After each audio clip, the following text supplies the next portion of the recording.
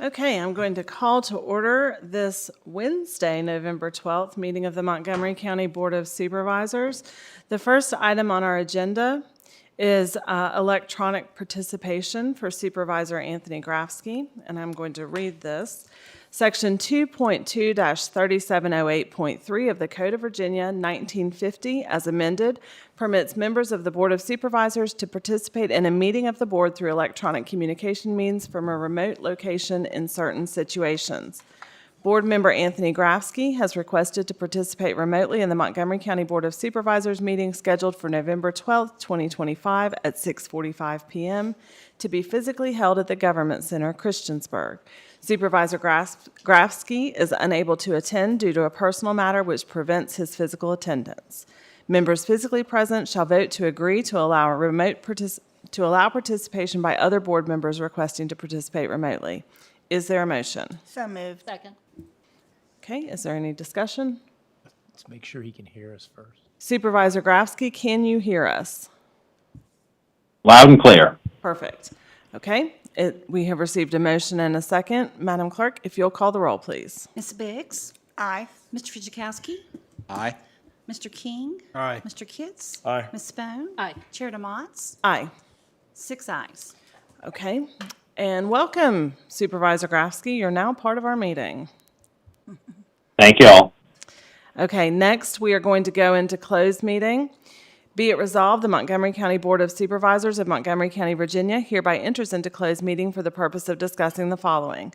Section 2.2-3711, 1, discussion, consideration, or interviews of prospective candidates for employment, assignment, appointment, promotion, performance, demotion, salaries, disciplining or resignation of specific officers, appointees, or employees of any public body. 1, Social Services Board. 2, County Administrator Annual Review. Is there a motion? So moved. Second. Okay, any discussion? Madam Clerk, if you'll call the roll, please. Ms. Spohn? Aye. Mr. Kitts? Aye. Mr. King? Aye. Ms. Fitchikowski? Aye. Ms. Biggs? Aye. Mr. Grafsky? Aye. Chair DeMotts? Aye. 7 ayes. We are now in closed meeting.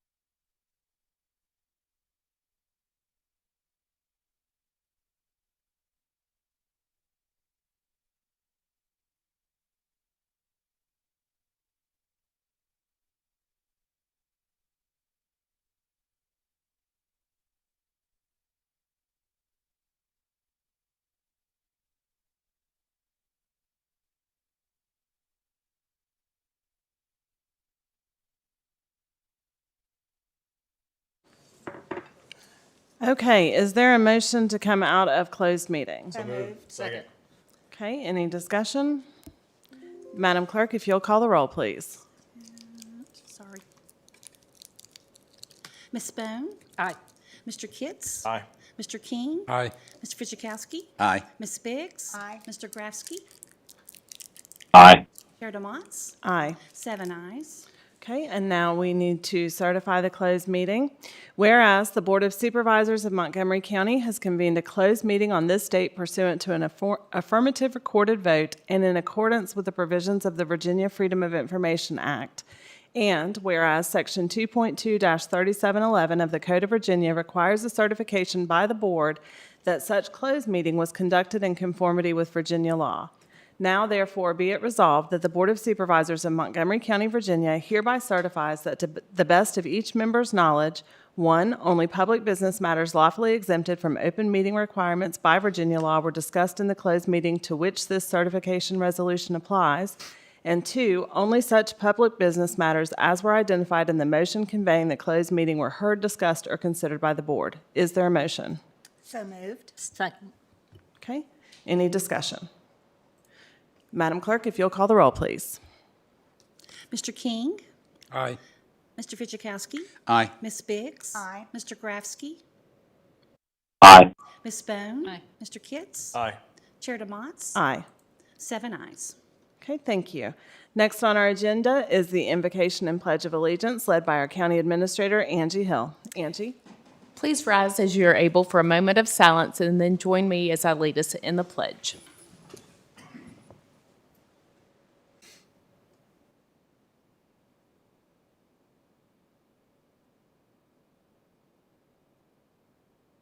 Let us pledge. I pledge allegiance to the flag of the United States of America and to the republic for which it stands, one nation, under God, indivisible, with liberty and justice for all. Thank you. Okay, now we have our presentations, recognitions, and awards, and we have a very exciting presentation tonight from Lieutenant Colonel, United States Marine Corps retired, Ted Vegeberg, is going to present to us about the New River Valley Veterans Leadership Council. And welcome, we are very, very glad to have you with us this evening, sir.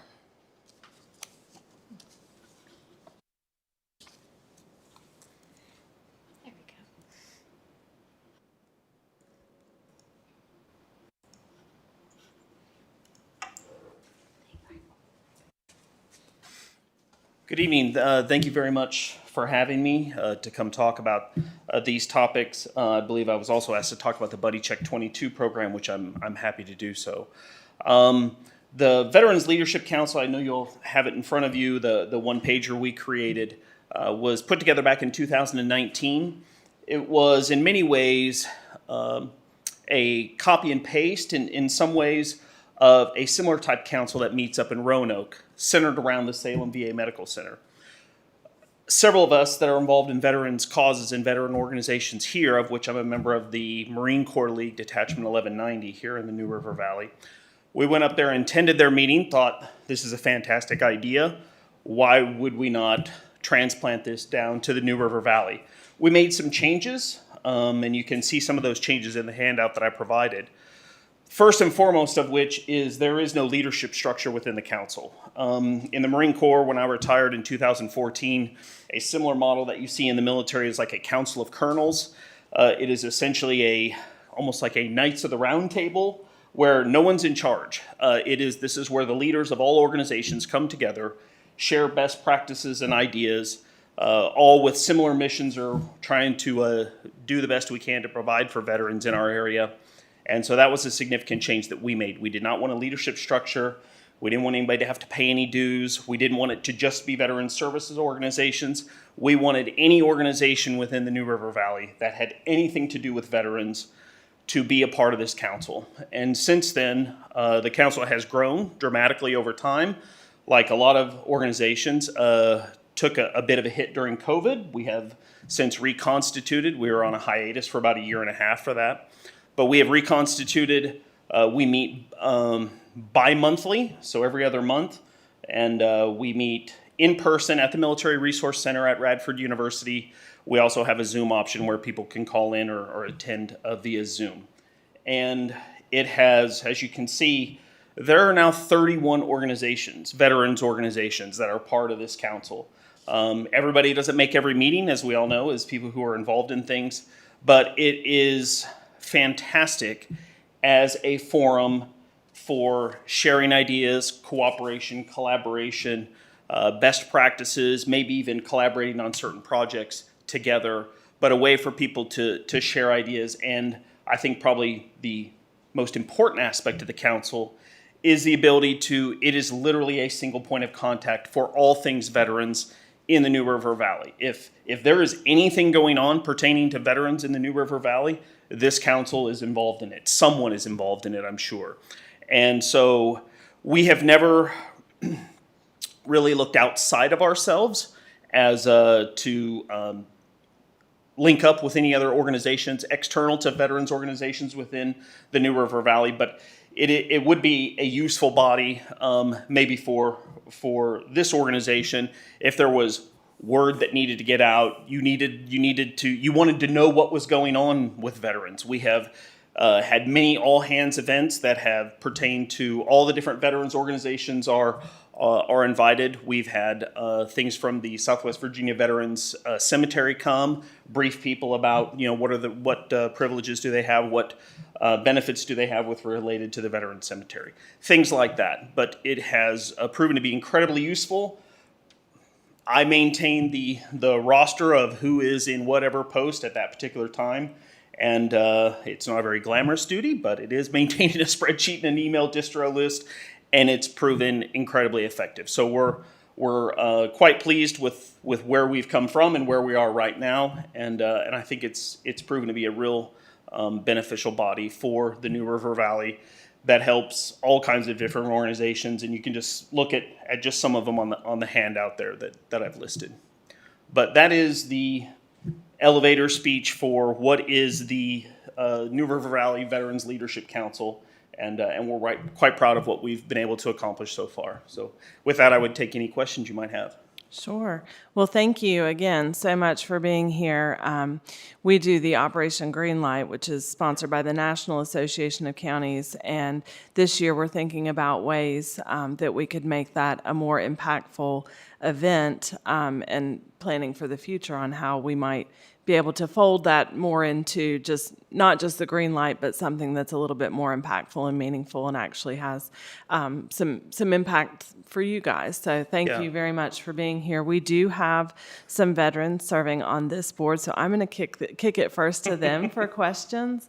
And I don't know their official titles, so I will allow them to do that. And I'll start with Supervisor Kitts. So it'd be retired first sergeant, so that's fine. It's just U.S. Army retired first sergeant. Joys of being enlisted. No, I think I'm glad to see that. Honestly, I can say this because Dan Maderick is a friend of mine, and Dan's in everything. And Dan hasn't said a word to me about this one, so as much as he talks to me about everything else. But no, I did 24 years active duty, all infantry.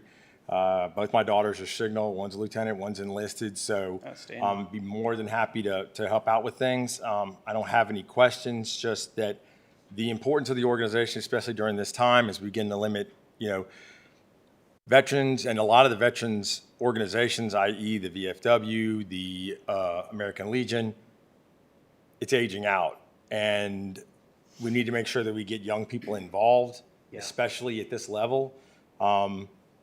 And I can't impress upon people enough of how important these organizations are, because it allows people, like I had a guy from the VFW help me get my stuff straight when I was going to the VA.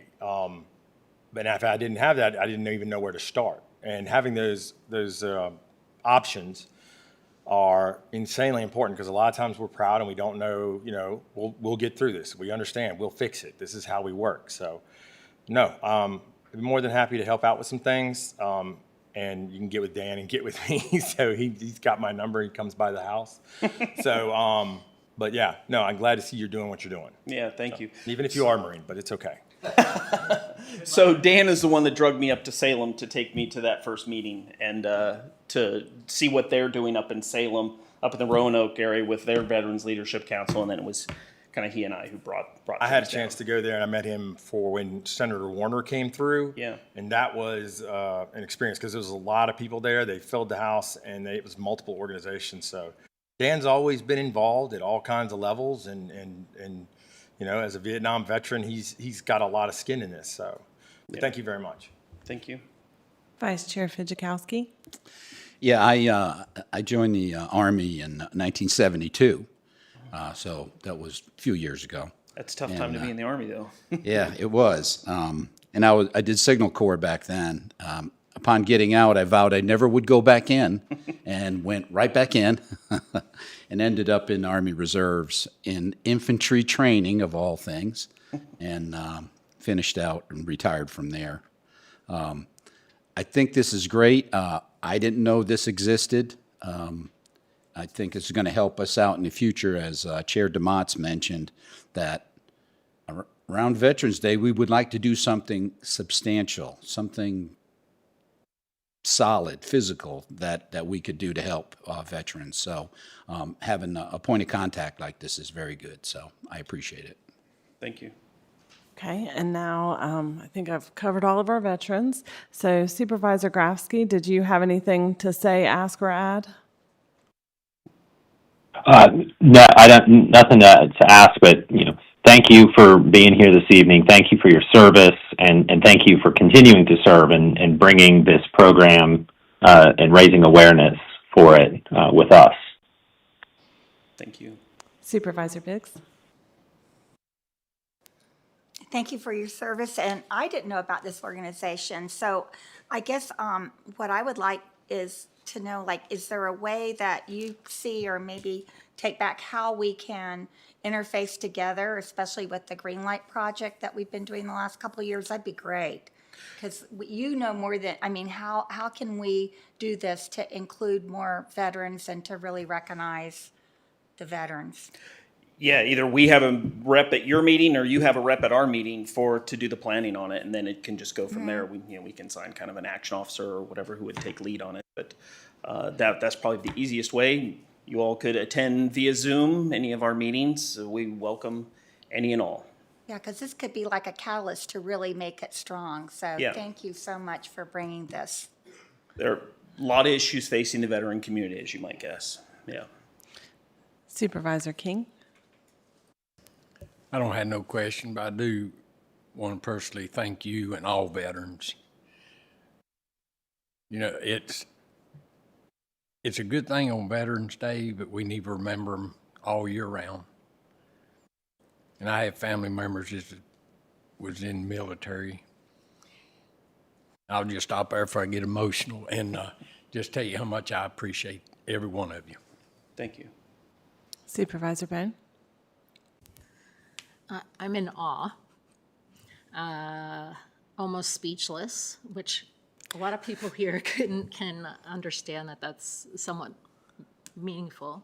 Thank you for your service, and thank you for what you're doing in our community to bring people together, as well as to service the veterans in our area. That's priceless. Thank you. Thank you. And I'll just reiterate, thank you, sir, very much for your service and your continued service to the veterans in our community. It's just very important, the work that you are doing now, and we really appreciate you coming to speak with us this evening and hopefully helping us work on our programs going forward so they can be more significant and meaningful. So thank you very much. Absolutely. We really appreciate you. Thank you. I was originally asked to come speak about the Buddy Check 22 program, which I will transition into now, but it was by my suggestion that I thought the Veterans Leadership Council would be maybe even of more importance to this body, I thought, and so that's why I recommended that it. Okay, and we'll have Jen will come up and help get you set up for the Buddy Check presentation.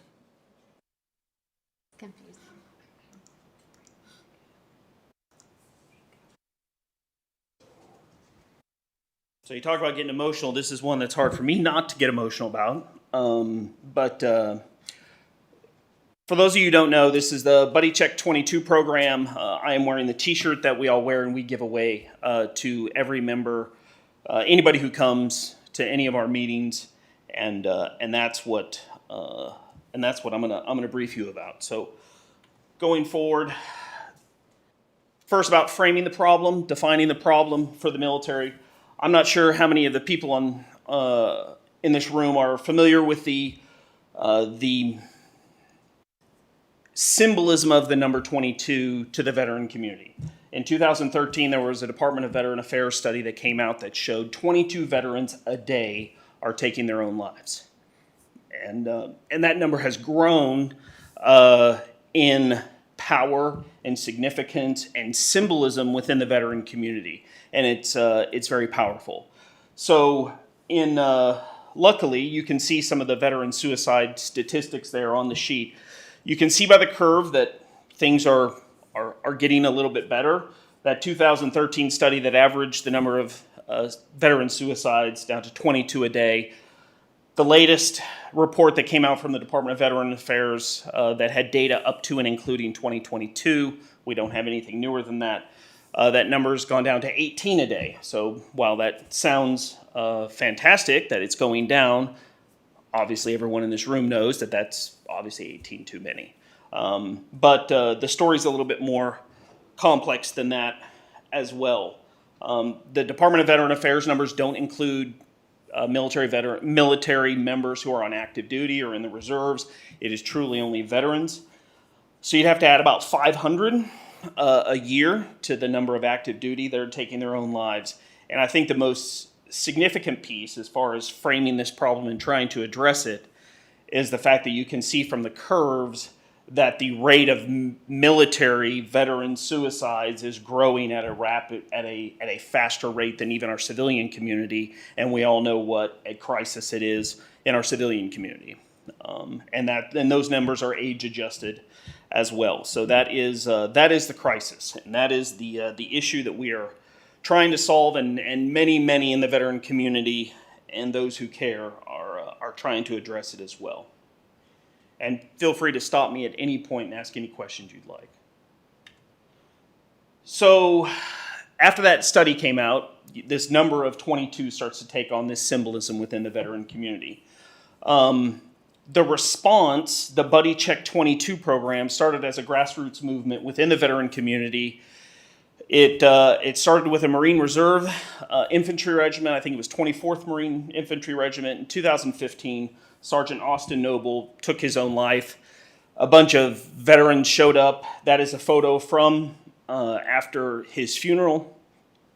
And one of the members of his unit, Zach Zeigel, created a Facebook page called Buddy Check 22 with a mission of, hey, we know the significance and the symbolism of the number 22, but we need to be checking on each other. We need to make sure that everybody's doing okay. So the word got out and it spread like wildfire throughout the veteran community. We need to call each other on the 22nd. Hey man, are you okay? How are you doing? Are you good? And just kind of doing that check-in. In 2016, the New York Times did an article on it, which helped with getting that word out, and it really spread, and it became a movement within the veteran community. That same year, in 2016, members of the Marine Corps League detachment, we decided to take it a step further. We said, while that's great to call each other on the 22nd, and we all do it individually, we decided we were going to start hosting a social event on the 22nd of every month for this veteran suicide prevention cause. So we began a couple different iterations. We started at McAdoo's, then we started bouncing it around to different locations because we wanted to kind of spread the love. We found out that didn't work because then people don't know where to show up and when.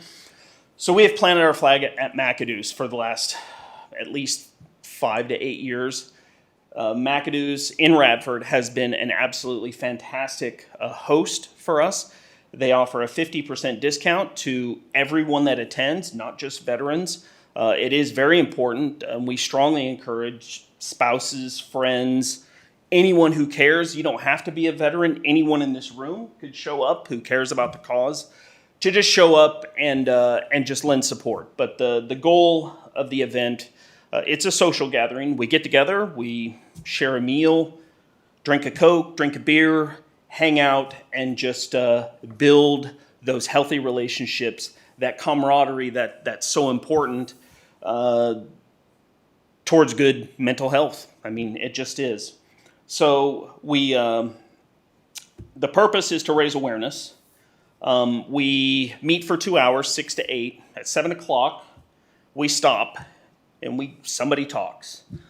Half the time it's probably me if nobody else volunteers, but somebody talks, and maybe you memorialize somebody, maybe you just talk about, hey, remember this, or take care of each other, or somebody says something. Hey, I read this article, let's share this. And so we just remind each other why we're there. We're not just there to have a beer and share sea stories. Like it's more profound than that. So the most important thing is, and it's not rocket science. It's very simple. I think it's actually in some ways kind of beautiful in its simplicity, that people just build relationships over time, and they know that somebody else has gone through what they've gone through. And that's really powerful. And so we're happy and very proud of the fact we haven't lost anyone from our group. And I know I personally have had 8 people come up to me and tell me, hey, Ted, if it wasn't for the buddy checks, I wouldn't be here.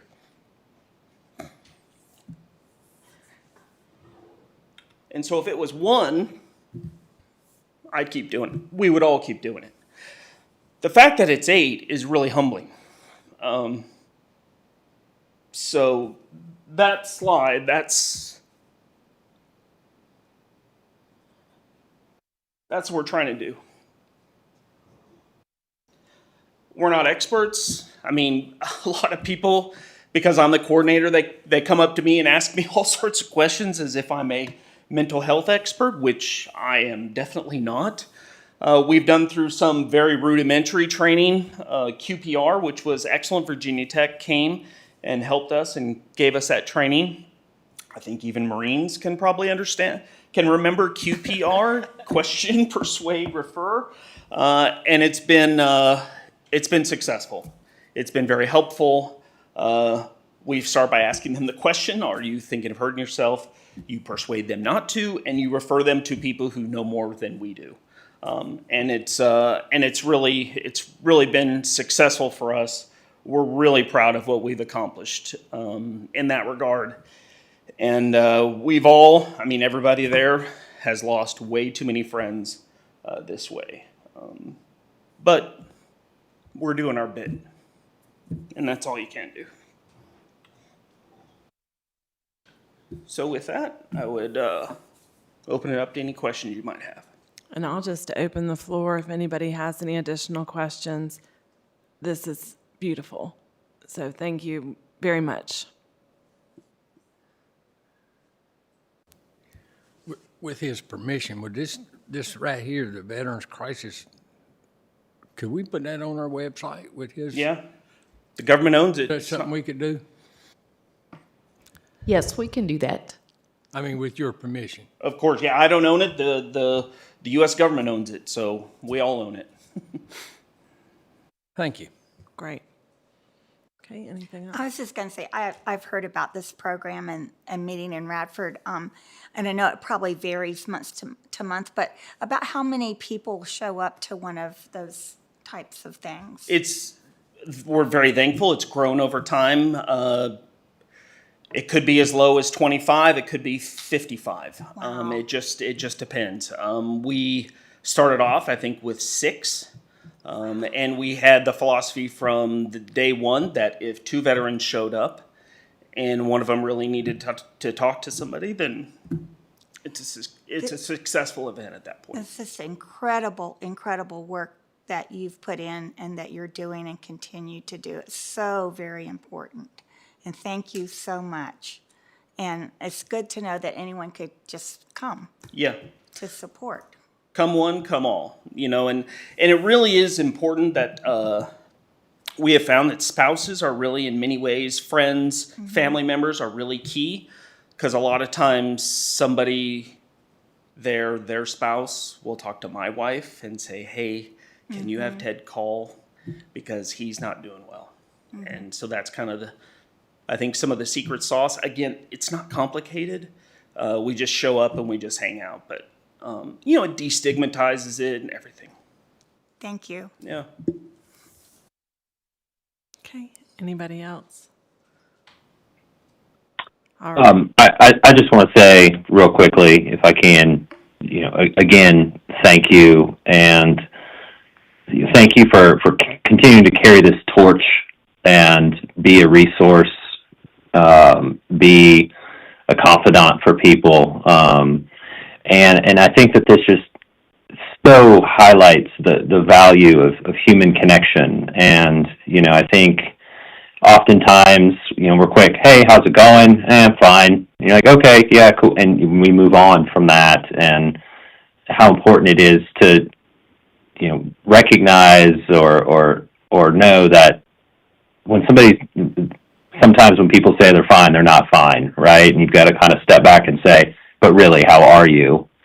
And try to root out some of that stuff. So thank you for, continuing to educate, elevate, and reinforce the importance of being there for folks.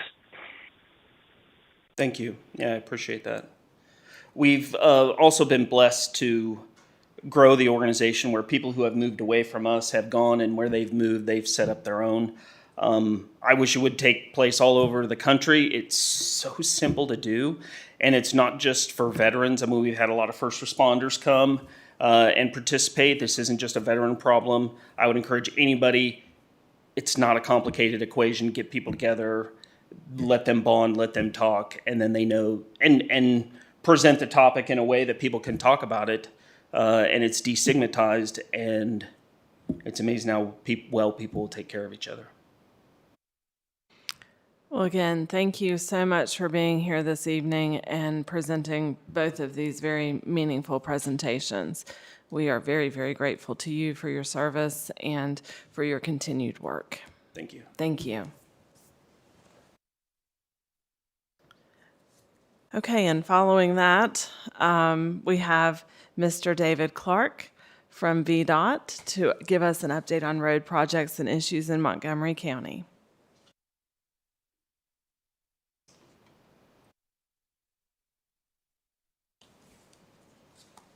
Welcome back, sir. Thank you. I shouldn't touch the mouse, but I'm going to move it over here. The last month has been kind of this late fall, middle of fall, kind of routine maintenance items. Fortunately, the weather kind of cooperated and let us get a lot of different things done, including everything from patching to mowing to working on the gravel roads. I believe I mentioned last time a couple big pipe replacements, one on Mount Zion, but we also did some on Daisy Road, about an 80-foot long pipe, and on Centennial Road, another about an 80-foot long pipe.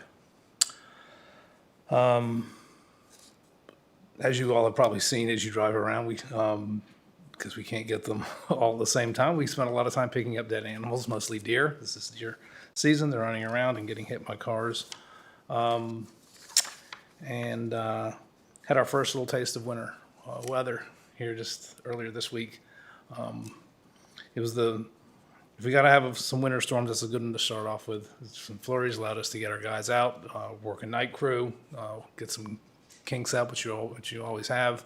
And so we did that, and then had a couple meetings on how it all went with all of our crews and everything. So just some of the patching. We also did some pipe replacement on Poff School. Also worked Poff School Road and working on some of the things that the speaker, I think it was last month, the month before, had talked about.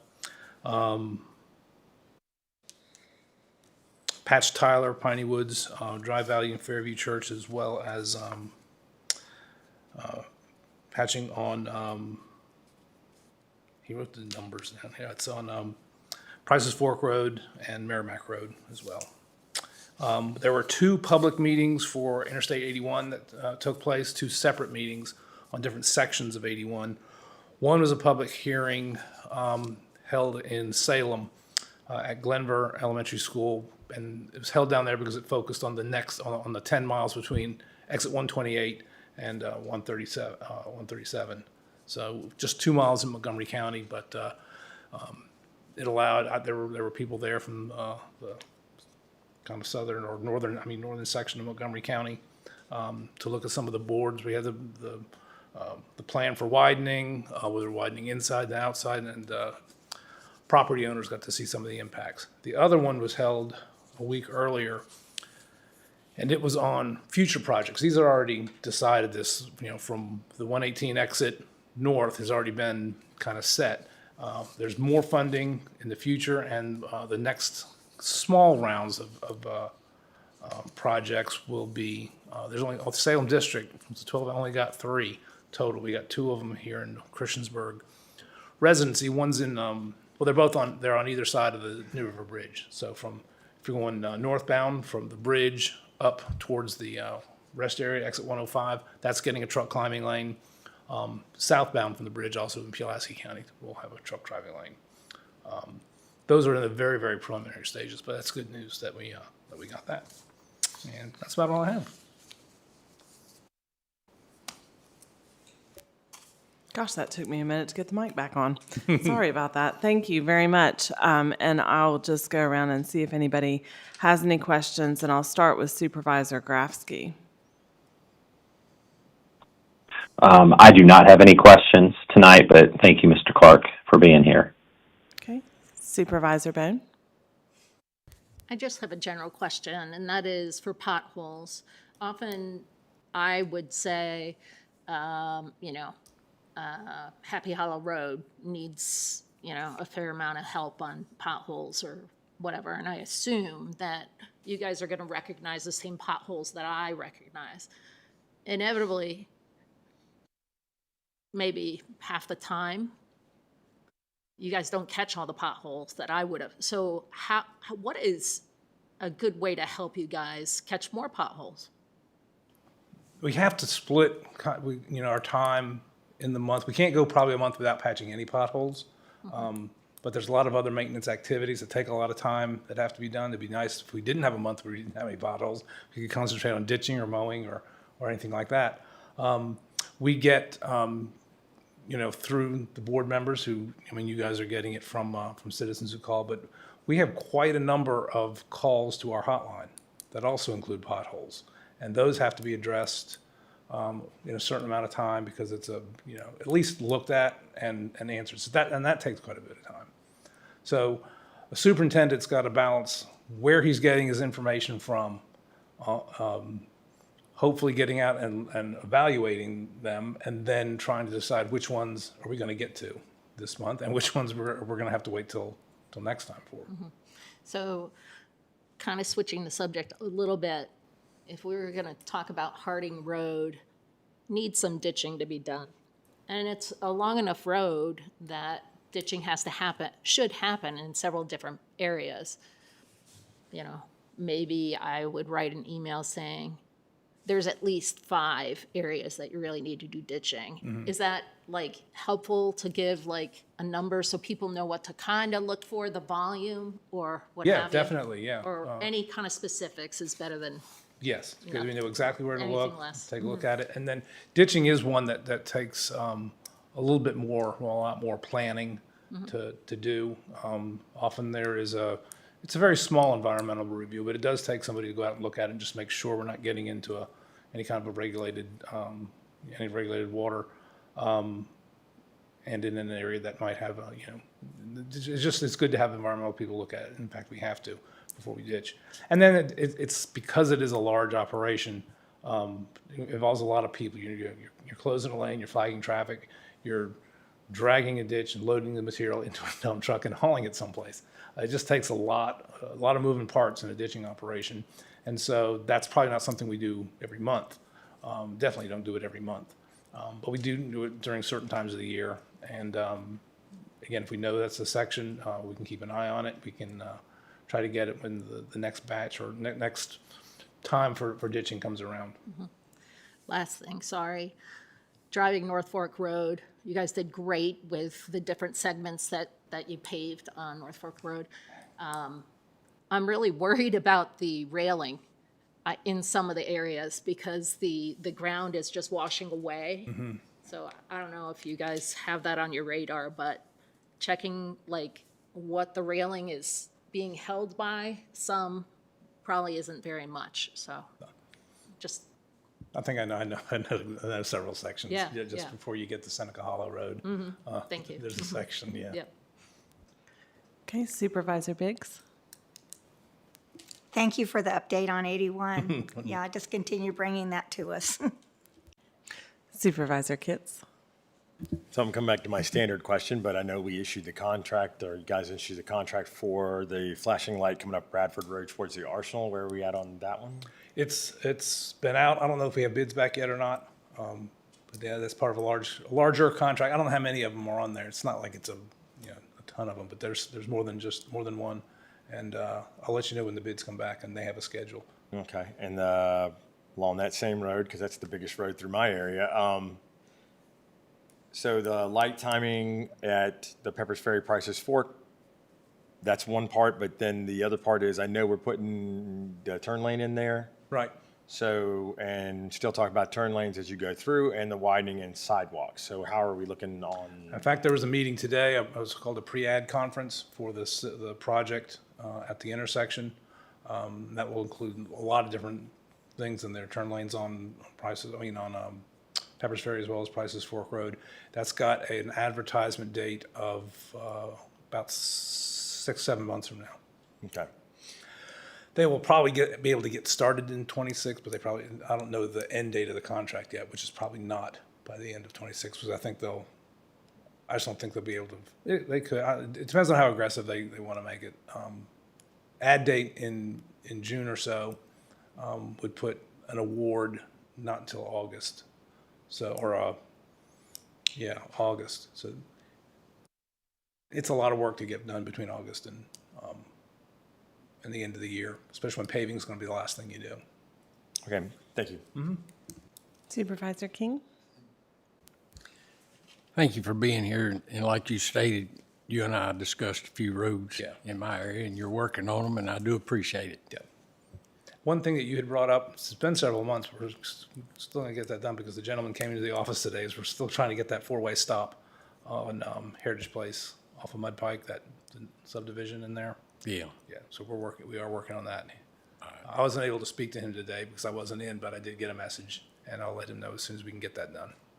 And the one on Flanagan, where me and you discussed about putting that. Yeah, there needs to be a WLI. stop bar there, yeah. Aye. I haven't heard back on when they'll get that Okay. done. All right, thank That's a you. good one to check because we've got a work order system that works pretty well because it allows me to go in and check and see if they've approved that or not. So, Thank you. Vice Chair Fitchikowski. Have you heard anything from district about that speed study on Allegheny Springs? no, that's another one All right. I'll have to prod them on. Well, you mentioned about that, the 800 number. I always encourage citizens to call that because that way it's on record and, Right. and you all can evaluate it and make your determination. But I always tell them to start there, and I think that's what we all need to be doing as a first suggestion. But sometimes you get that one pothole that's going to rip somebody's wheel right off their vehicle, so that's more important. But most of us were out of town when the snow fell That's at a right. conference, and when I was coming back from Pulaski County, from the New River Resource Authority, I noticed all the salt, and I thought, well, it must have got slick. Did you get a lot of icing? No, it really was. It stuck in the kind of the colder spots. So we didn't have to do we didn't brine. We didn't do any of that beforehand. Tried not to shoot a lot of salt unless you have to, especially in a snow like this where it was also very windy. Sometimes if you shoot, if it's going to blow off, that's a little bit better than putting something like salt down there, which will melt it and make it stay right there and then refreeze again. But sometimes you don't have any choice, even with something like this. So mostly we're just hitting the cold spots, bridges, things like that. Well, I hate that we missed all that bad weather, but it's the way it works. I'm pretty sure you'll have a chance The- to see some. I really liked the presentation you all did in Glenver for the I-81. I attended that. I was there, and I really liked how you broke the whole project into segments, because I was more concerned about one particular segment in Montgomery County, of course. And you had somebody there that could speak to it at every station, and I thought that was really good, because people were getting answers, and that's what they need before they go off and start thinking on their own, which sometimes can lead them astray. So I thought that was really good. So that's all I got. One thing I noticed at that meeting that I did not know they were planning that the board might be interested in is when they do that section, part of the project will include temporary signal at North Fork Road and Route 11.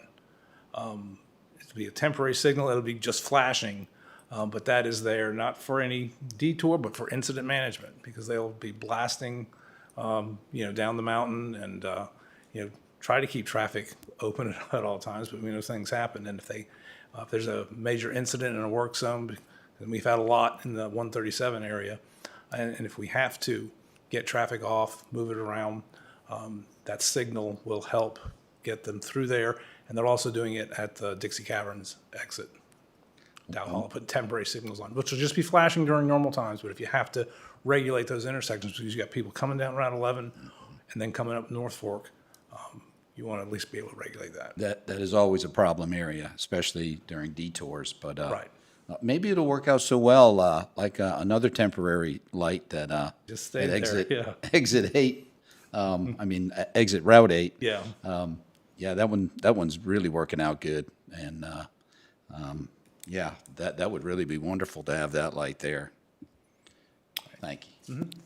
I was a big fan of that light at Route 8. I bugged you several times about keeping that there, so love that light. Yeah. I don't have anything besides just to thank you for coming this evening, and we'll look forward to seeing you again after probably a few more snows. Yeah. Well, probably, yeah. Thank you. Thanks. Thank you for being here.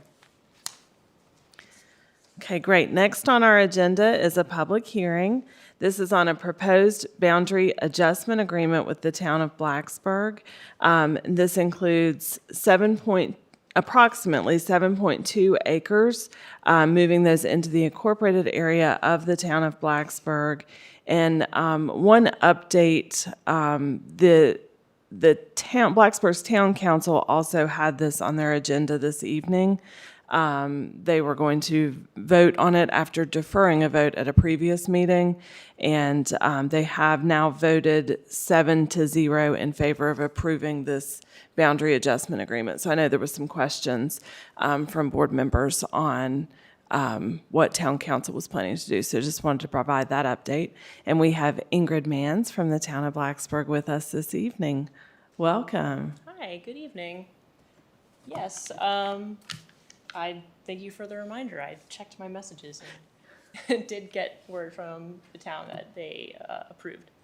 And we might need you to maybe move the mic a little bit closer to you. Just slide it How's over. that? Is this better? Bring it close. There you go. Okay. Right, so over the course of the last year, the town of Blacksburg hired out a consultant to perform a entire survey of the corporate limits. And some background on this, there hasn't been a full boundary survey done of the town in over 50 years. The last time that happened was when the 1973 annexation took place. And that was a very big annexation. It brought the town limits to resemble largely what it looks like today. And since then, there had been some various piecemeal adjustments and boundary line agreements in specific places for a variety of reasons. And the scope and the goal of this project was to go back with modern technology and the diligent land record research and field surveys required to know that we have a verified line, we have digital data, and that there is no question or doubt about what do the currently recorded records say town limits is. We went through an RFP process to select a vendor. This started summer of 2024.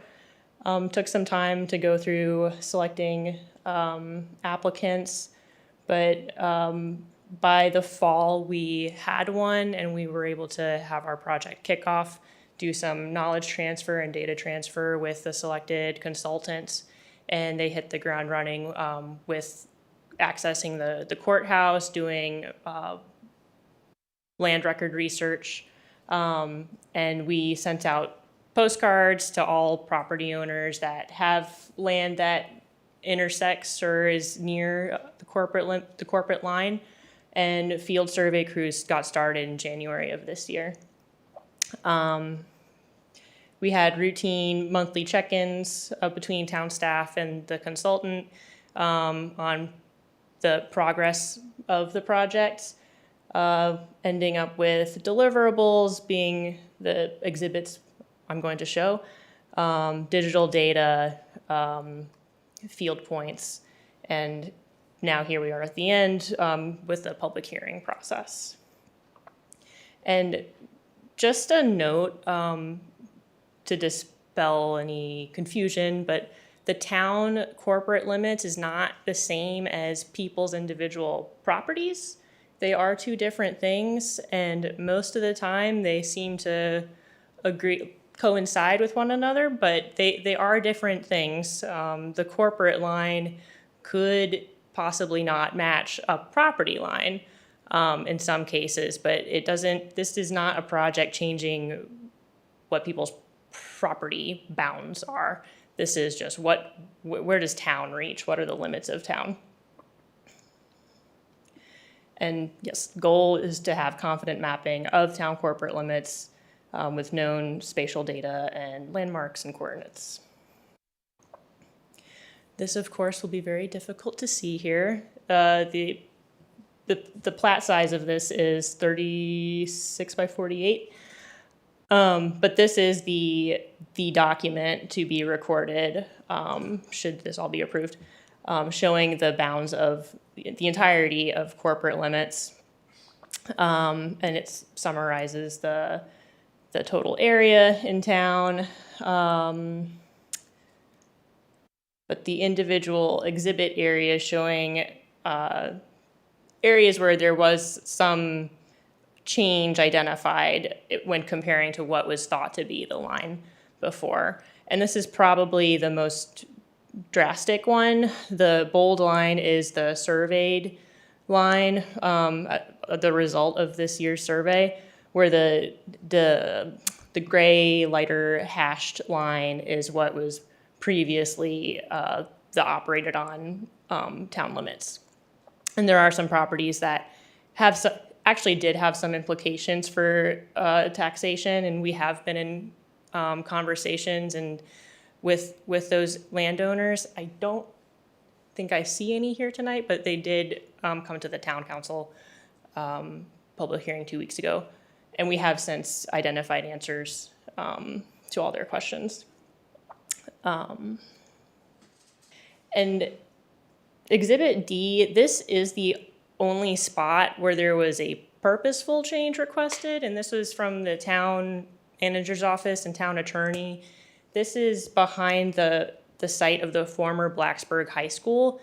It's a town-owned property. The town owns it. It's surrounded by vacant land, and since with the town owning it, this one corner of approximately 5 acres was crossed by corporate limits. So it was a single town-owned parcel that had a portion, this corner here, that fell in Montgomery County and not inside of town. And we asked that as a part of this process, we could bring that town property inside town limits. This is on the south end of town. It's at the site of the Comfort Inn on South Main Street. And again, the previous line, a little funky looking, and it now is a different variation of that. And you can't see it, there's no aerial image on this, but the previously believed line actually cut through the building footprint in this area, and the verified surveyed line does not, so it is a little bit cleaner. And this site is the currently under development Strubles Ridge subdivision, which was brought into town limits only a handful of years ago, in 2019, I believe. And this area had been problematic in recent years of getting all of the different plats and documentation related to this area verified, and this is a helpful area to have had surveyed, to have the corporate limits fully verified and documented, and we've got the monuments all locked down. It's not drastically different. It's just, you can see there's some spots where a few feet in some areas, it doesn't change anyone's property. This whole area within is not inhabited by any residents. It's under construction right now. And it was in town limits before, and it still will be. So breaking down the actual differences in area, the pre-2025 survey area had Blacksburg at 19.81 square miles, 12,679 acres, and the difference now with 12,686 acres and 19.82 square miles. Most of that difference is that portion of land behind the former Blacksburg High School site that's being brought in on purpose, and all the other area differences are a result of the minor fixes and changes and errors that were found throughout the entire perimeter. And this is just all the final steps required before we can close this out and actually push all data updates to all places where this information is used. And I'll take questions now. All right, great. Well, thank you very much for the presentation and for clearing up some of our questions. I'm going to start with our supervisors that have districts in Blacksburg, and I do, so I'm going to start with me. Yes. I do have a question, especially on the north end, Bishop Road, Mount Tabor. The properties that are affected with those minor changes there, can you speak to, or perhaps this might be a question for Marty, the tax liability changes? I know it doesn't affect their actual property ownership, but it appears that it would affect the tax liability. Yes, and I'm not sure what I'm allowed to say about other people's tax bills, but we did talk with the commissioner's office to get those based on the current tax rates and what those areas were. And only one property has actual structures that now would fall inside of town limits. And the real estate tax from the town for that was, am I allowed to say amounts? It was less than $120. For the year? Annual, yes. And since there's 2 mobile homes on the site, and the commissioner's office, they shared that would be taxed as personal property. The town doesn't levy a personal property tax, so that was moot for the structures themselves. And then 2 other much larger tracts of land that had were sliced through, vacant land, undeveloped, based on the area and the assessed value of that portion. It's $25 for it's quite, I guess in the scheme of things it's, I want to say minimal, but not ground shattering. Okay, and that would be just, and this is just for clarity for anybody that's listening or watching, that tax liability is to the town and not to the county. Correct. The town real estate tax. Yeah. Great, yeah. So nothing would change with the county tax liability for the parcel owners. It would just be potentially changed by the town. Correct, yeah. And it's prorated for the town on the small, on the acreage that's within the town. But you're right, the county parcels don't change. Okay. And I will go to our other Blacksburg supervisors, and I'll start with Supervisor Biggs. Well, that was my question, actually. You explained the why you did it now, but I was questioning about people being put into the town and having to pay taxes, because I know from my experience of being on the board before, when things like this have come up, that's one of the big concerns. Right. And I did have one citizen ask me about that. So basically what I heard you say, you identified those particular parcels and and you didn't have any feedback from anyone about being upset about it, or?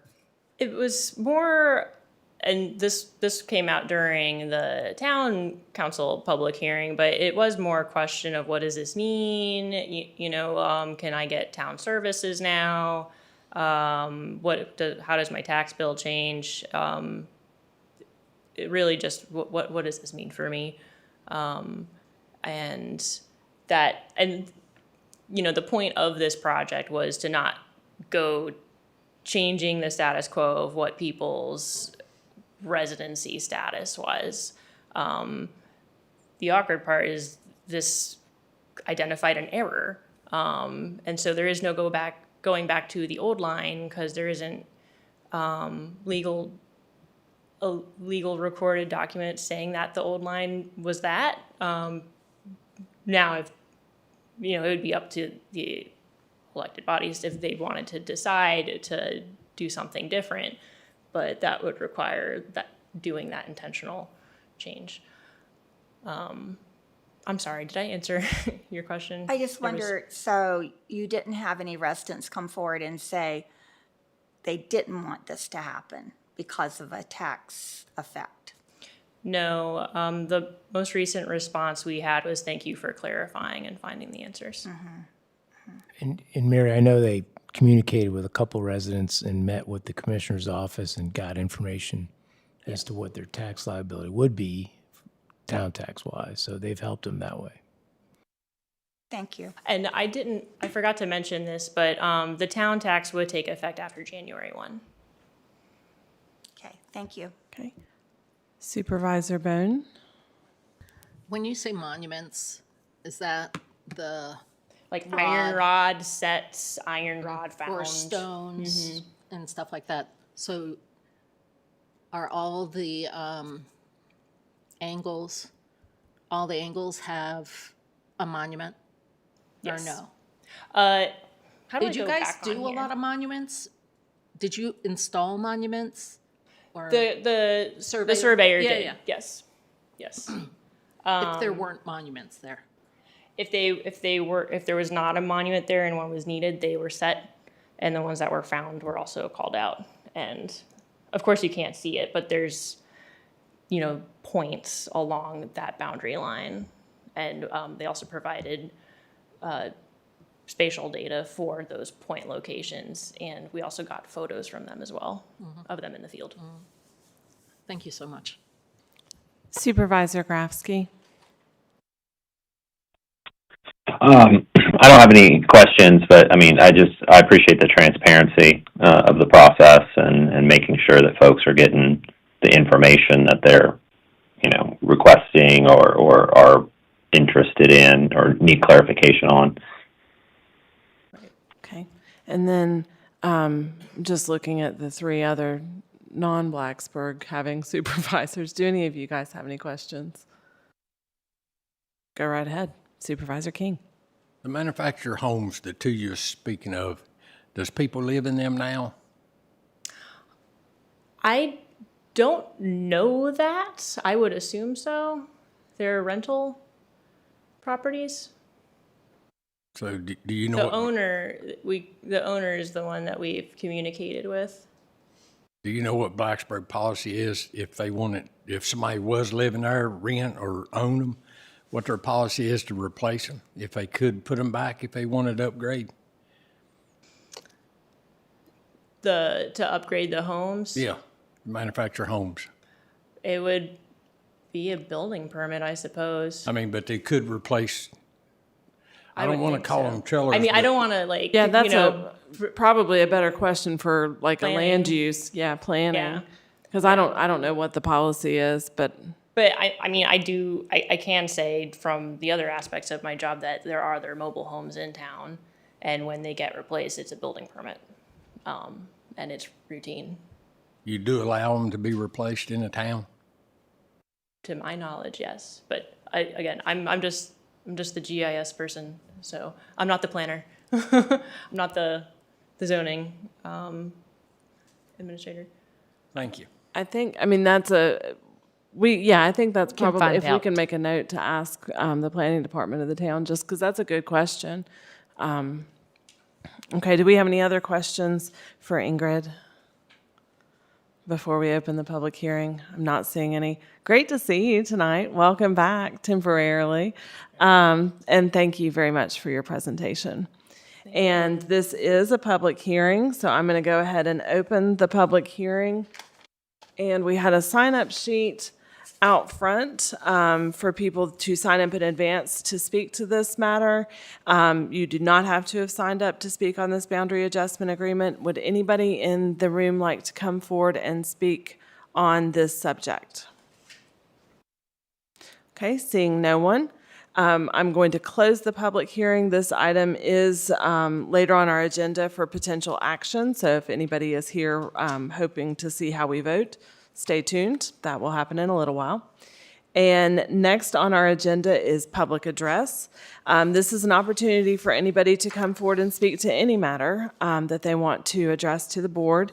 And speakers have 4 minutes and can come forward and speak to us. Is there anybody here? I didn't have anybody sign up on our sign-up sheet to address us during public hearing, but anybody in the room is welcome to come forward if anybody would like to speak. Okay. Seeing nobody come forward for public address, we're going to close public address. We do not have an addendum for tonight's agenda, so I am looking for a motion to go into work session. Motion. Second. Okay? And we are going to have a work session on reassessment frequency and establishing a separate classification for tangible personal property tax. We have a motion and a second. Madam Clerk, if you'll call the roll, please, to go into work session. Mr. Fidzikowski? Aye. Ms. Biggs? Aye. Mr. Grafsky?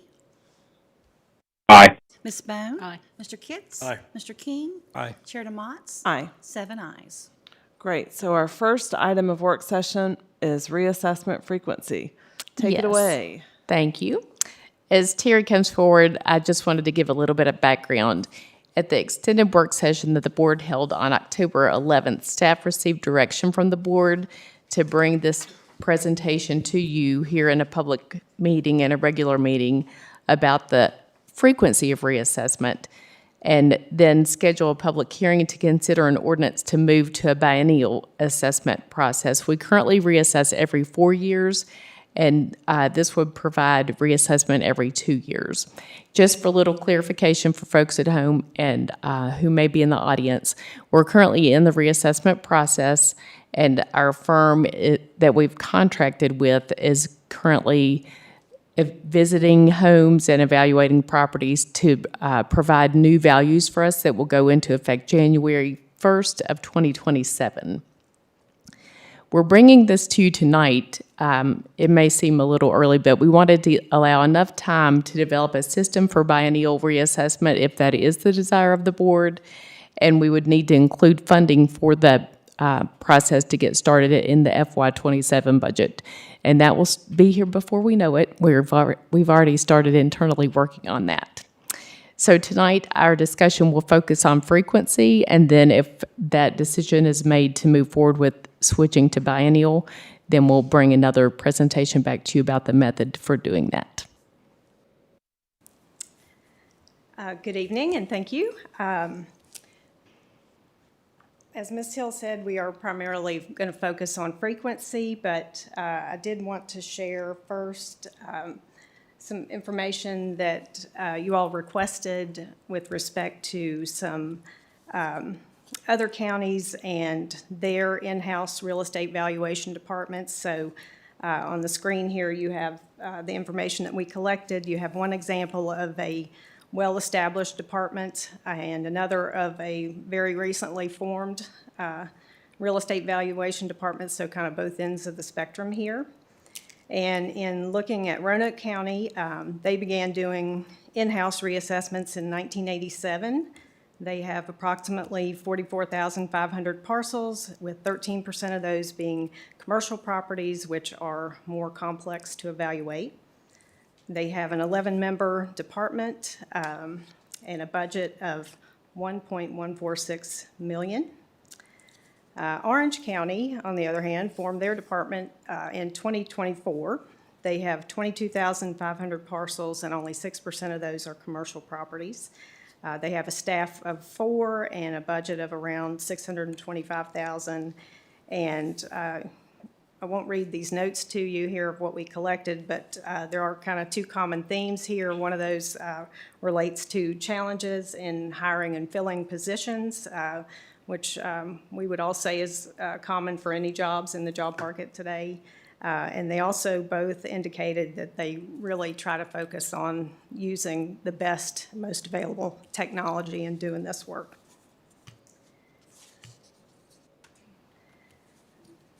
So shifting to reassessment frequency, you all have seen this table several times in previous presentations, but we have updated it to show the shift for Orange County because they did recently move to an annual reassessment. But the main point here is to share again that Montgomery County remains the largest county in the state conducting reassessments on a 4-year cycle.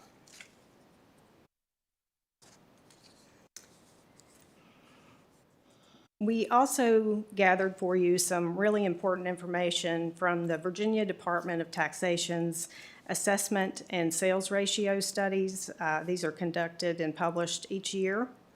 And this table shows sales ratios and coefficients of dispersion for the county's last few reassessment cycles. Sales ratios indicate the accuracy of assessed value as compared to market value. And you can see that these ratios in each of these cycles, they decline as you move through the 4-year cycle because we only update in that 4-year window. The coefficient of dispersion, or what you could think of as the spread, so to speak, represents how closely individual property values or individual property ratios are grouped around the median sales ratio that's published in these studies. And we do have some additional slides and charts that help illustrate this concept. But the key takeaway from this data is that there is consistency in these figures over time when the housing market is flat, and you can see that in the 2011 to 2014 cycle data that's shown here. But when the market fluctuates significantly, there can be major impacts within a cycle, and you can clearly see that in the 2019 to 2022 cycle where the numbers vary pretty widely.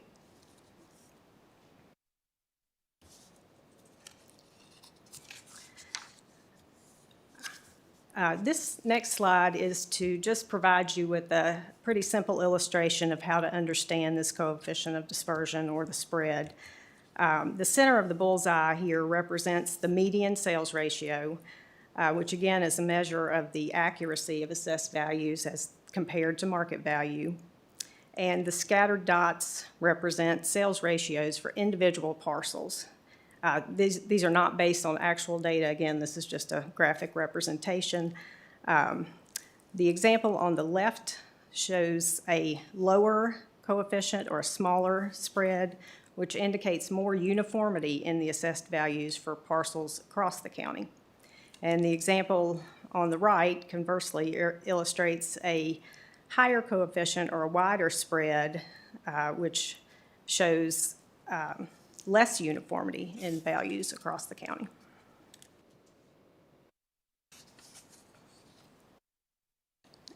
This chart depicts the actual sales ratios from those studies. So that table that I showed you, these are the actual graphed charted sales ratios from those studies, and each line represents a reassessment cycle.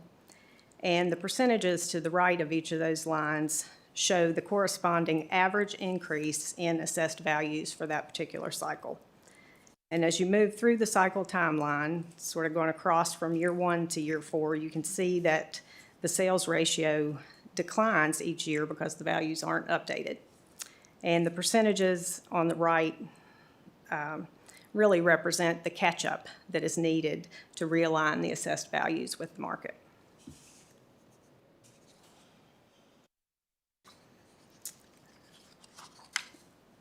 So to summarize, these are the benefits of increased reassessment frequency.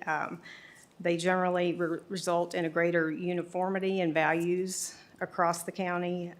The values are closer to market value, which is what they're supposed to represent. And significant increases can be avoided or minimized using a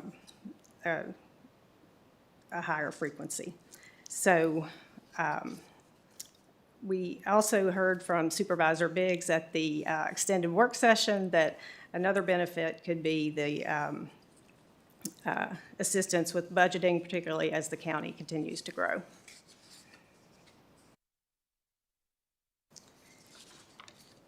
And this final slide lists the actions that would be required should the board decide that they want to move forward with the change in the frequency. There would have to be a public hearing advertised, and then the hearing held to receive citizen input, and then the ordinance could be considered from that point.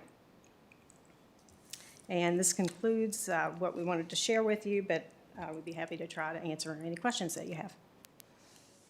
Okay, great. Thank you so much. And so the goal for this portion of the work session is to get some direction on whether or not the board wants to advertise a public hearing regarding a proposed ordinance, correct? That's correct. Okay. And if I could add, just in the ordinance would have language saying it's not effective until January 1 of 2030. Okay. But what it does give is it kind of puts everything in motion to get to that point.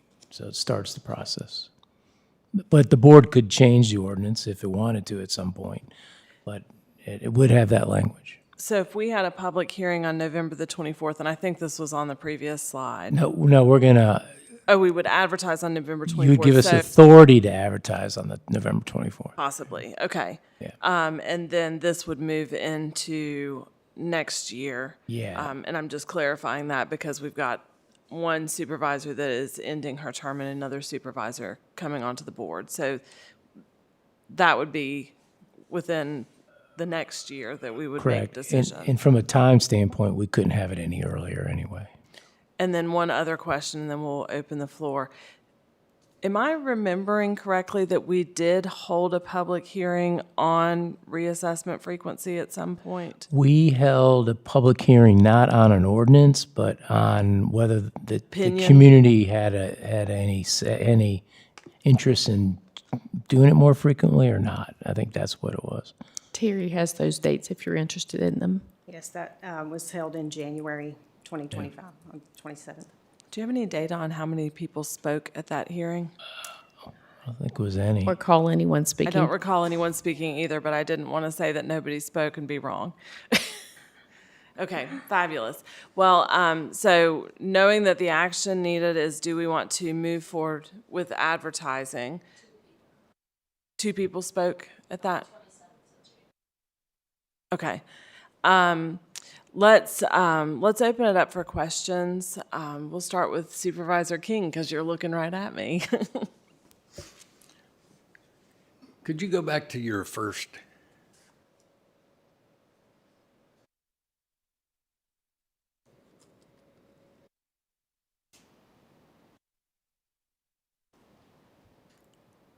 It says Roanoke County. What was their budget? 1.145 million there. And that's yearly, right? That is the annual budget, the most recently Annually. published one. Okay. Mhm. And what do we pay now for reassessment? Our current contract is just, it's $1 million, Right is at that $1 correct? million. Yes, that's correct. Which covers a 2-year time frame because it takes about 18 months for the process to occur. So we pay about $1 million to get reassessed. Right. So if we go, that's every 4 years. That's correct. So if we move it from 4 years to 2 years, 3 years, whatever, taxpayers are going in a hole to start with because it's going to cost us over $1 million because we're big as Roanoke County. We would have to look at the cost, and we shared part of that with you at the October 11th meeting, but we would want to share more information before the final decision was made about whether or not to do that in-house or to contract it out. If we did it every 2 years, we compared the cost, and we think that it would be pretty close to the same every year. So we'll gather more information about that and can present that to you if you'd like that. Yeah, but what I'm saying though is if Roanoke pays over $1 million,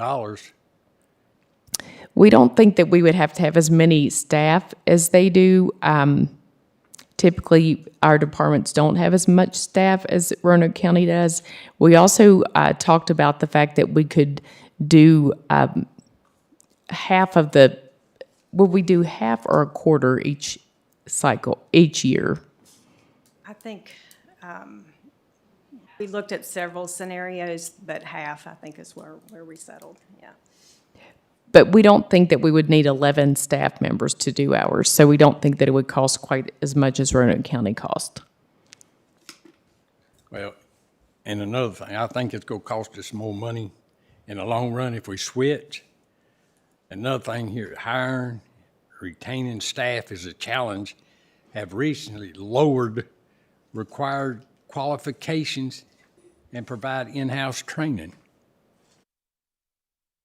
Terry What's the might want to guarantee? speak more to that because she spoke with the Roanoke County people. I did speak with the director there, and he said that has just been a response to the difficulty in hiring, so they really have shifted to try to bring in people maybe who aren't certified yet or fully qualified, but they do on-the-job training with them to try to get them up to speed. They certainly are still within the requirements to do the work, but, and they would prefer to have fully qualified folks come in, but that's just not what the market is allowing now. But it didn't seem that shift was creating issues for them. They were still staffed and able to do the work. The state code requires that one certified appraiser or assessor would be on staff in order to do this in-house. And I don't know if they had more than one person that was certified with the state to do that, but that was my impression, was that they still definitely met the qualifications and complied with the code, but that they were doing it in a different method. Yeah, I mean, both of these says hiring has been a challenge. I think as Terry mentioned. Both of them. Right, but I think as Terry mentioned, hiring is a challenge with other departments throughout the county as well. We just recently had someone in the finance department had to turn in their notice of resignation because they need to care for a family member, and that department, for example, has just become fully staffed. They just filled all their vacancies, and now they have another one. So I think that's just the nature of the world that we're in right now, that positions are hard to fill. But that's what I'm saying. So what makes Montgomery County think they can hire qualified people to do this? I think both counties are able to hire them. I think it's just been a challenge, as it is for all of our positions. Okay. Last word, I just think it's going to cost taxpayers too much money to do this. Our main goal in this was to show, as Terry talked about, the spread and how that creates a discrepancy as time goes over the 4-year cycle, but that's definitely a board consideration. Supervisor Kitts? I'll put you on the spot for a second. You can just nod or say no. So, but I apologize in advance. How many parcels do we have right now? I believe when we first started looking, don't quote me specifically, but You can around ballpark it, and I promise I won't. It's close to what Roanoke County has, maybe slightly less than their total here, 44,000, I believe. And the ballpark of what our distribution is. We're close. Roanoke, we're black, between, think probably we- between, and again, I apologize. I know I'm putting you on the spot. We'll have to get that for you. I'm not sure that we know the split between the residential and commercial, but we can ask the commissioner's I office. figured as much, and I apologize. So my thought process on this is like, because of the difference in the values and because of the wide dispersion now, because of the massive change in property value and the limited ability to evaluate those properties, because we're on a 4-year cycle, I'm not going to ask this question. I'll bring it up I just like to know where the loss is and how much money we tax-wise that the county is having to adjust for because of the loss in funding and the loss in real estate taxes. And I'm not asking you because I know that's not a fair question at this point, right? So, But for a future presentation, super valid. yeah, it's because I think the offset from what Supervisor King's saying, I think it would be the offset would outweigh any burden that was going to be placed the other way. Like you're saying, it's just going to be for the payment of the employees and everything else and for the organization. And I think, one, limiting the shock factor, and two, having this a little more transparent. Because if it's in-house, it's a lot more transparent, correct? Correct. I think is super important. And I would like to see that, the parcels, the distribution, and then what the estimated changes and losses are based on and it doesn't have to be exact, because I know we're talking some hypotheticals here within that, but what it would be if we had stuck to a 2-year cycle based on, whatever I know there's a lot of hypotheticals in that. So I just want to try to weigh this out to kind of It's going to be difficult to weigh the cost and the value that you would get if we went to 2 years, every 2 years, because it would fluctuate with the market. If it's a steady market, you're not going to get much more value, so you wouldn't get much more tax revenue. But in the last cycle, it went up 32%. So again, another very important factor that everybody has to consider is the tax rate still has to be adjusted, and that it's a two-part equation. So even if the tax rate stays the same, then that would have a greater impact. But if it's neutralized to a revenue neutral position, then it wouldn't have as much impact on people. But the thing that we wanted to focus on, if you could go to the slide number 5, I think, is the spread of the median sales ratio, which again, this is not statistical, it's just for illustration purposes. But when the market significantly fluctuates like it does in the second bullseye, the accuracy of the assessed values is all over the place. So throughout the county, their values are not appropriately reflected. Can you get back to the slide right before that, the one that has the actual percentages on it? Yeah, because my whole goal is just to make sure that we avoid that 46.18, Right. because then it's not fair to anyone, because some places are carrying more of a burden, some places are carrying less of a burden. Right. And the tax values themselves, we don't even know what the actual financial hit is because of the imbalance in the values. Right. So, okay. And it would be difficult to calculate that because you don't know which properties are off exactly. Does that make sense? Yeah, I'm trying to get a little quantifiable. I know we're talking, it's a little nebulous because it's what if this and what if this and what if you had 2 apples and you have 3 oranges, and I understand where we're trying to go with this.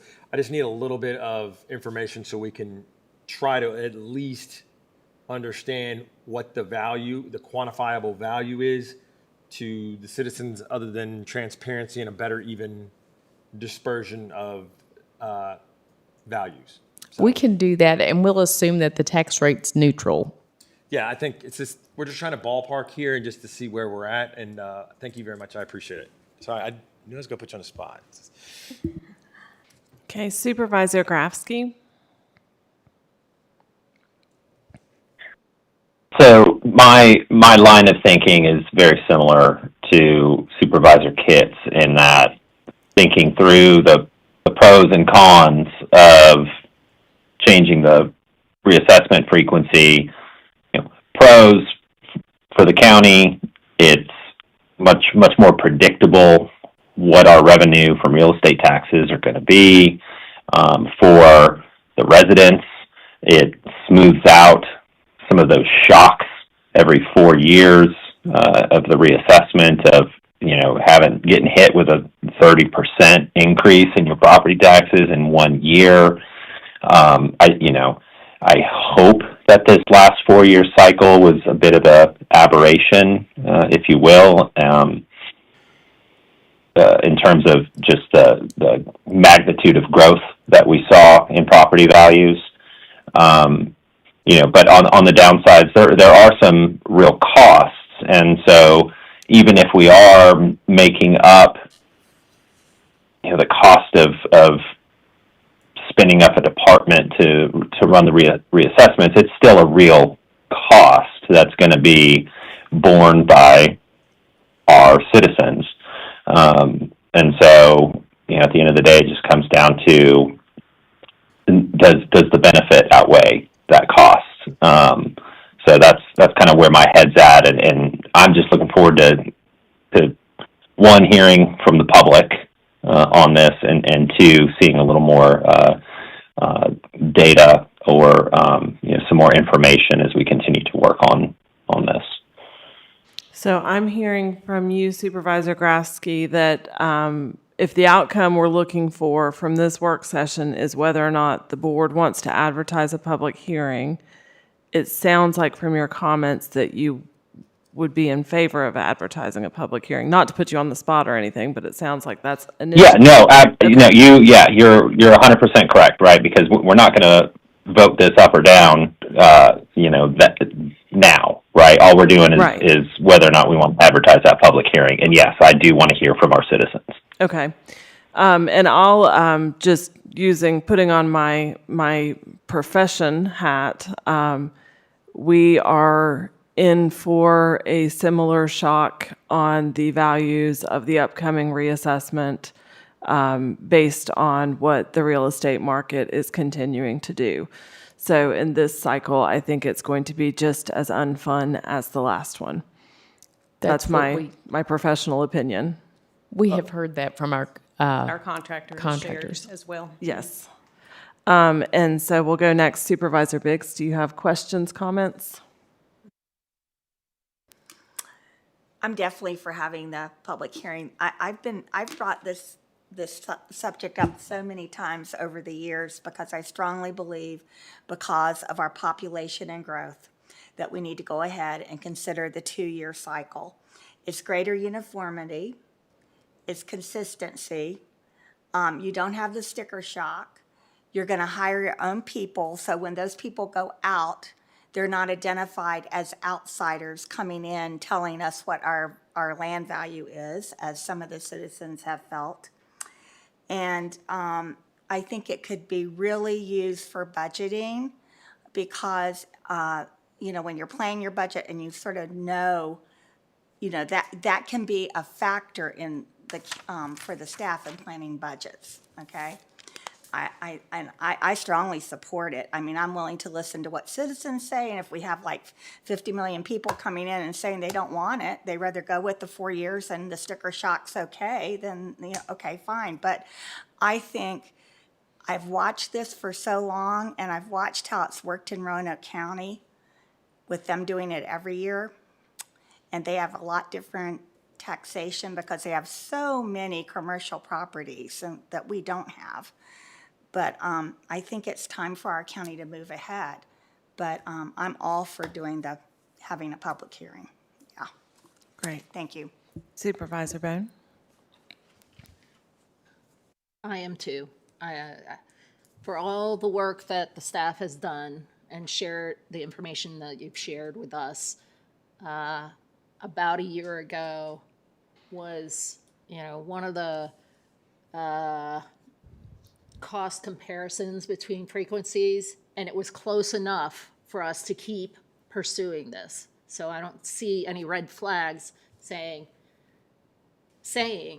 we really shouldn't go forward with this next step, okay? But when you talk to these two counties or whomever, were they really glad that they brought it in-house?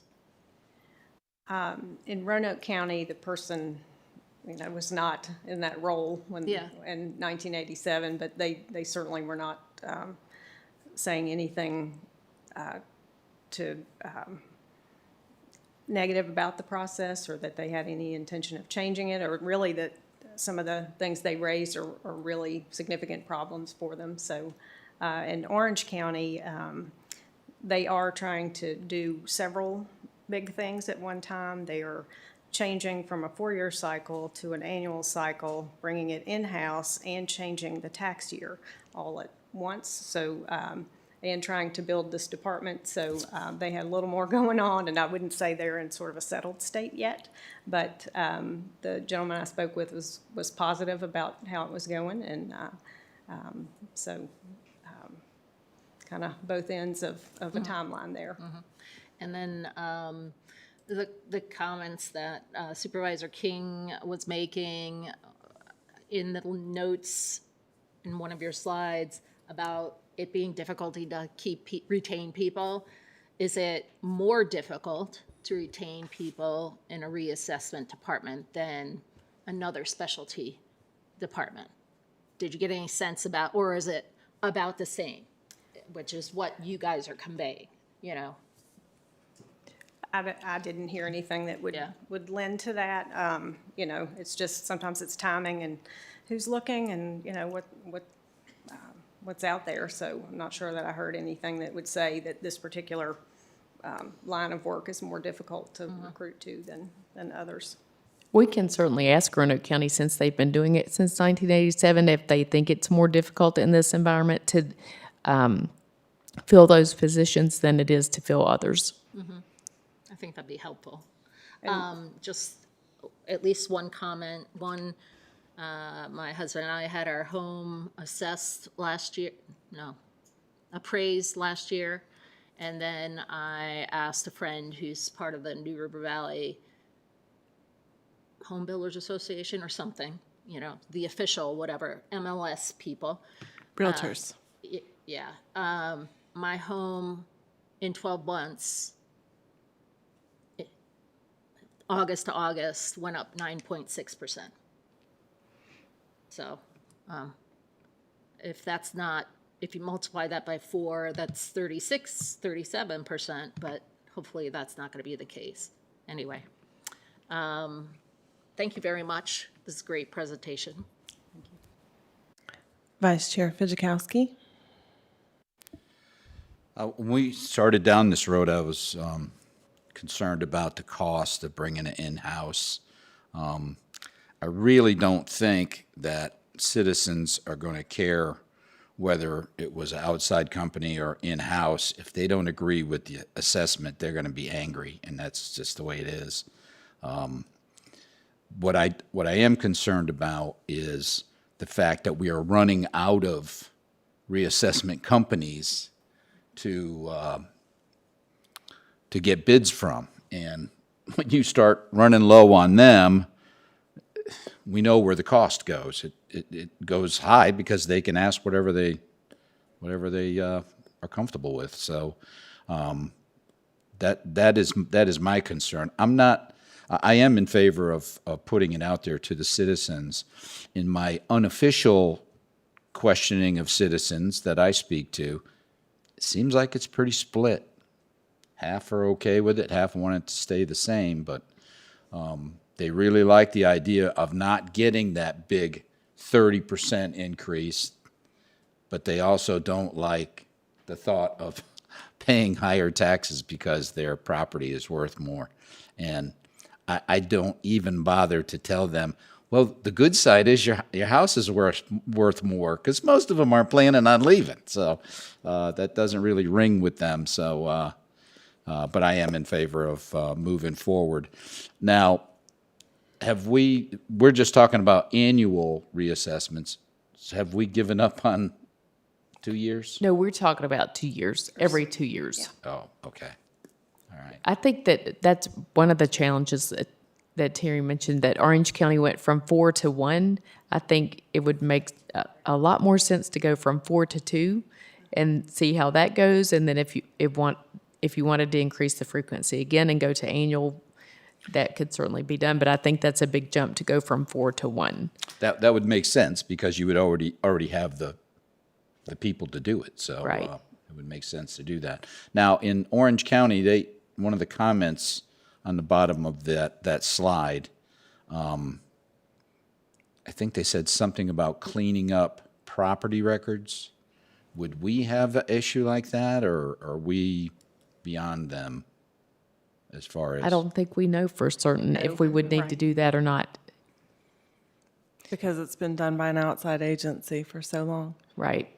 Yeah, spent significant time cleaning up property records, because we would have more than they got. We would have the 40,000 range parcels. So I think they have found value in being able to clean the records up, though.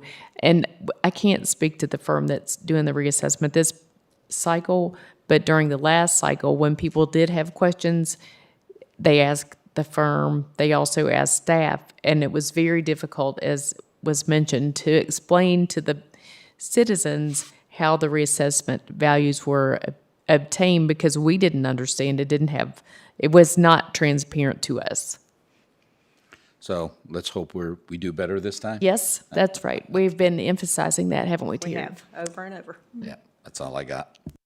Well, that was the point. You stole my thunder on that, because that was the point that I was going to make too, was that in putting out the RFP for the reassessment this time around, we had fewer come back because they're kind of growing, they're eating each other. And so you're getting mega firms where you used to have multiple small firms. And so while I understand the concern about hiring and retaining staff, as noted by both counties, I think hiring and retaining staff in any department in any type of skill set where you have a specialized skill set is a challenge. And not to toot our own horns, but I think that this board has done a heck of a lot of good work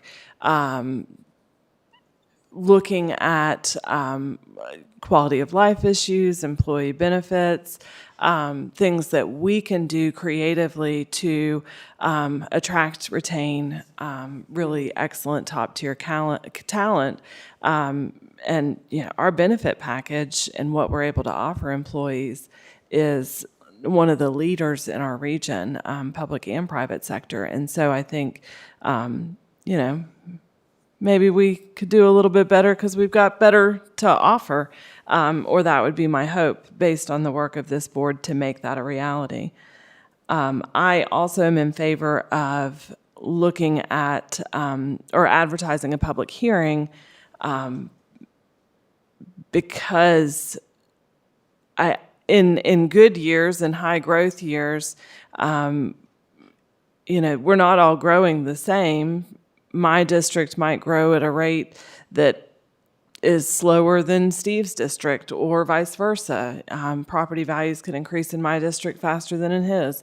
And so just making sure that it's equalized. And then the education piece, of course, comes when the reassessment and the property value is not the same as your tax liability, and making sure that we continue to do the work that we've done in the past of educating citizens. And that also kind of falls on us to make sure we're doing that correctly.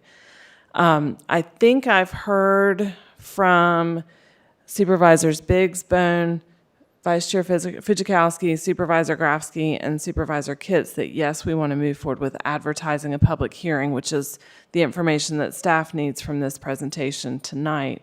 Supervisor King, not to pull you out, but did you? I'm good with a public Okay. hearing, yeah. Okay, Yeah, because citizens need to get involved in this. so Thing I'd like to ask. Sure, for of course. staff. Could you give us a guesstimate compared to Roanoke and all these other people? How many people we would need in the budget of that? Yes, to bring it in-house, we can certainly do that. And again, we wanted to bring it to you first in these two steps, to first talk about whether or not the frequency was increased and then evaluate the different methods of doing that. So we'll be glad to do that. Thank you. You're welcome. Okay, so I think we have kind of given the direction needed on this topic. Are we ready to move to our next work session topic? Everybody's nodding their heads. Perfect. Okay, so our next work session topic tonight is to establish a separate classification for tangible personal property taxation for motor vehicles owned or leased by certain members of a volunteer rescue squad or volunteer fire department. We have a draft ordinance in our packet. And Angie, are you presenting or is Marty? I'm going to kick it off, and then Chris and Marty are Oh, going to gosh, present. sorry, Chris. So in May, we presented information to you regarding offering a personal property exemption, as you said, to certain fire and rescue volunteers, and Chris will present that. This is similar to the reassessment discussion that we just had, and moving forward, this would include two parts. We didn't get into depth of this as much during Chris's presentation in May, but the first thing that would have to happen is we would have to establish a separate property classification, and that would have to be approved by the board. And then as part of the budget process, the tax rate for that classification would have to be established. Great, thank you. So to kind of work through a little more detail, we did at a high level present this in May of this year, and are bringing it back with specific requests for direction. So the proposal simply is, do you want to allow a personal property tax reduction to a volunteer fire or a volunteer rescue member that operates within Montgomery County? The state code is our enabling legislation. It does allow us to offer a personal property tax incentive or a different classification, and it does set forth standards. One standard is a volunteer is required to regularly respond to calls or participate in other duties within the agency, and that's the language within the state code. And then the other calendar timeframe that is in the state code is it needs to be established by January 31st of that calendar year, which is that tax year. So with personal property tax also, those bills aren't due until like December 5th. So we need to get everything, up and ready, and then have the budget process. But we have to have an ordinance before January 31st. So again, as Ms. Hill highlighted, it is a two-step process, and we're focused on step one here, and then we'll focus on step two later in the winter through the budget process. But step one is to create a new classification within the county personal property tax structure specifically for a fire or rescue volunteer. That requires an adoption of an ordinance that actually creates the new classification, and then the state code is referenced, and again, that state code refers to January 31st as an important date. So that's what's in front of you tonight to ask if you were ready to move forward. To touch on step two, the actual tax rate, which is the incentive, it's the reduction of that tax burden on your volunteer, would be part of the budget process. And then the other part to that is we do have to establish, as most everything we do, the actual policy, the operating procedures, how our financial system, how the Commissioner of Revenue works through the details of applying this to individuals that qualify for it. And that's done again through the Commissioner of Revenue's office. So we're focused on step one. Another important piece, of course, is to engage our volunteers. So we do have, our plan is to go to them on the December 11th meeting. That is assuming if you guys do decide tonight to move forward with advertising for an ordinance. But December 11th is their next meeting, and just start to have that more formal conversation with them to get their feedback. You know, how do they feel about it? What is reasonable? What would be appreciated?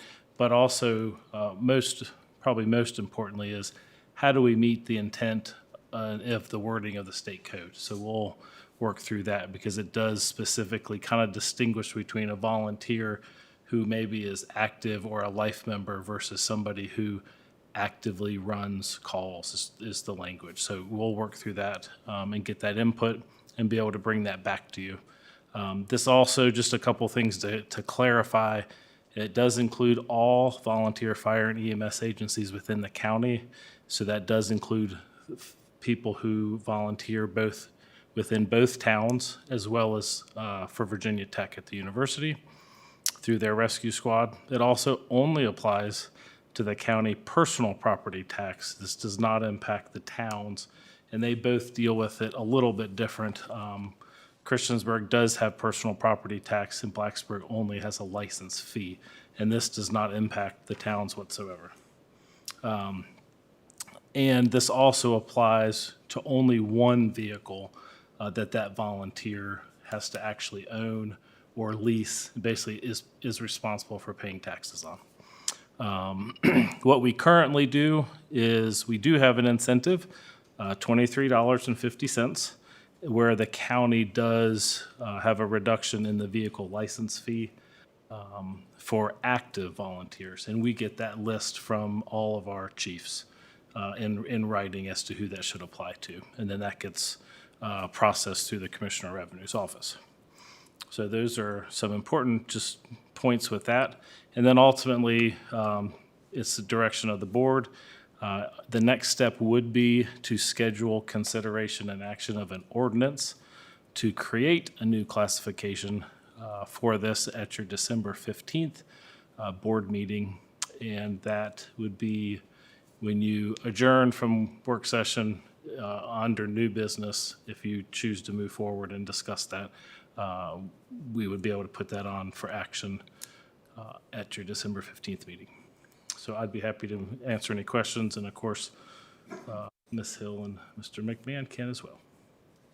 After we presented this to you in May and got positive feedback from the board, I did bring it up at one of the Fire and Rescue Commission meetings to see if the volunteers at that meeting were interested in this kind of incentive, and they all indicated that they were, but we did not discuss with them the definition that Chris mentioned earlier.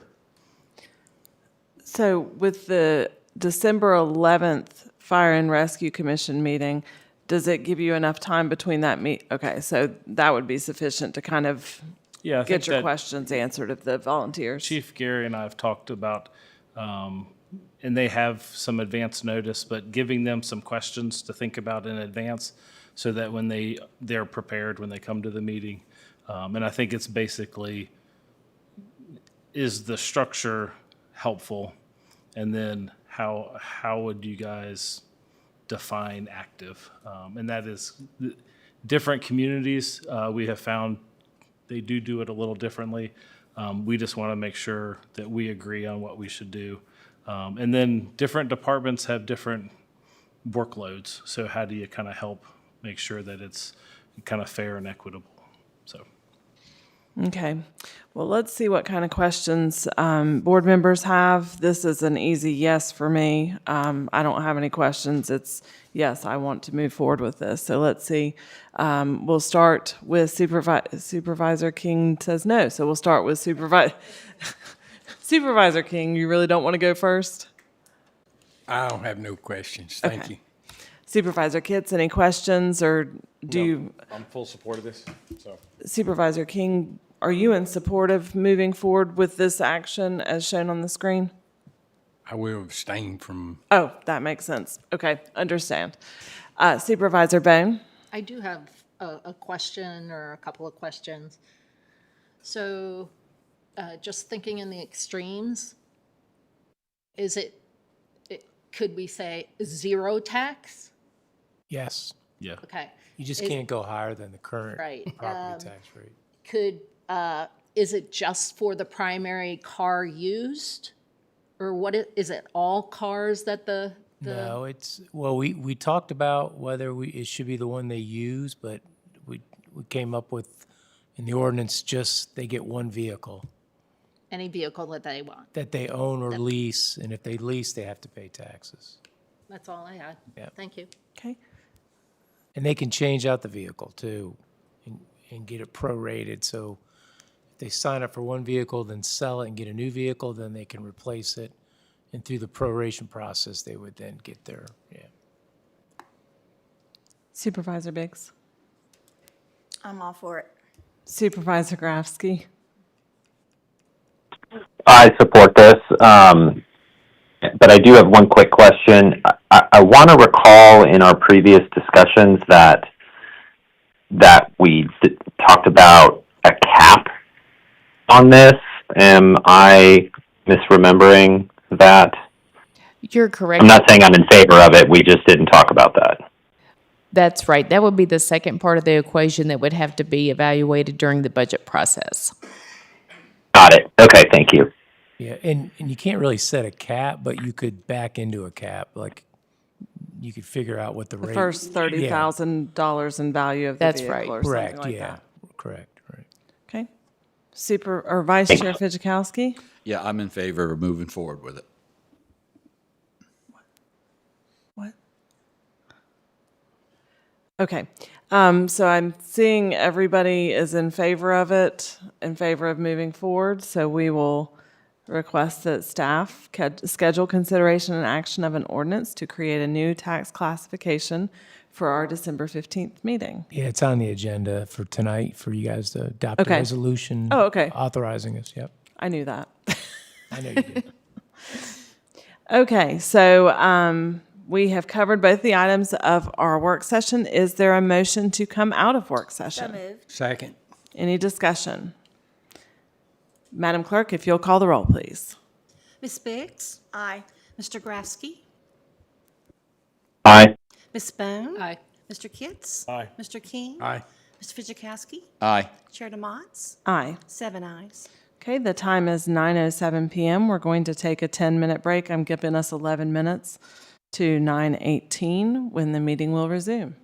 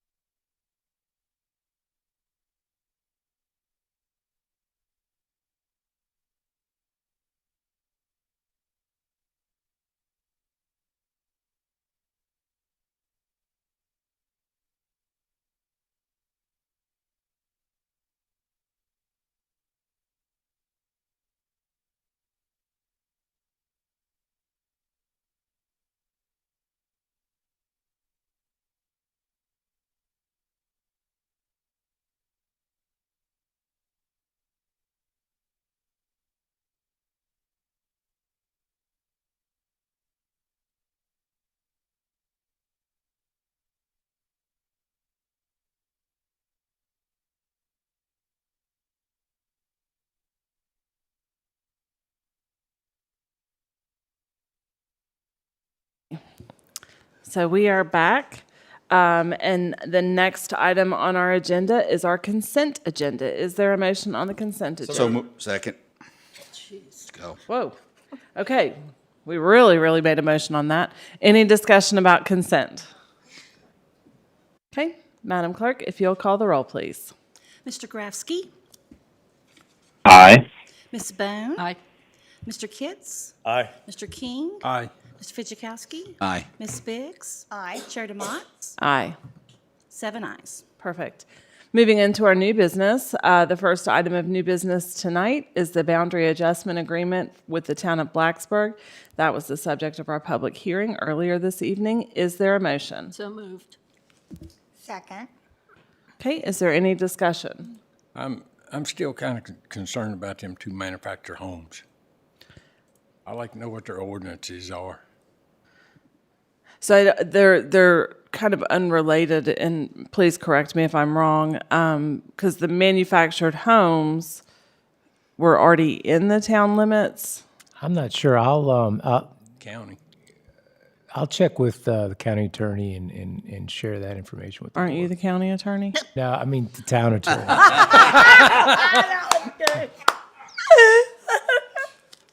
Ha ha ha. That's the best one. Tell her Marty it's getting late. I know, it is getting old. And I have a long report coming up.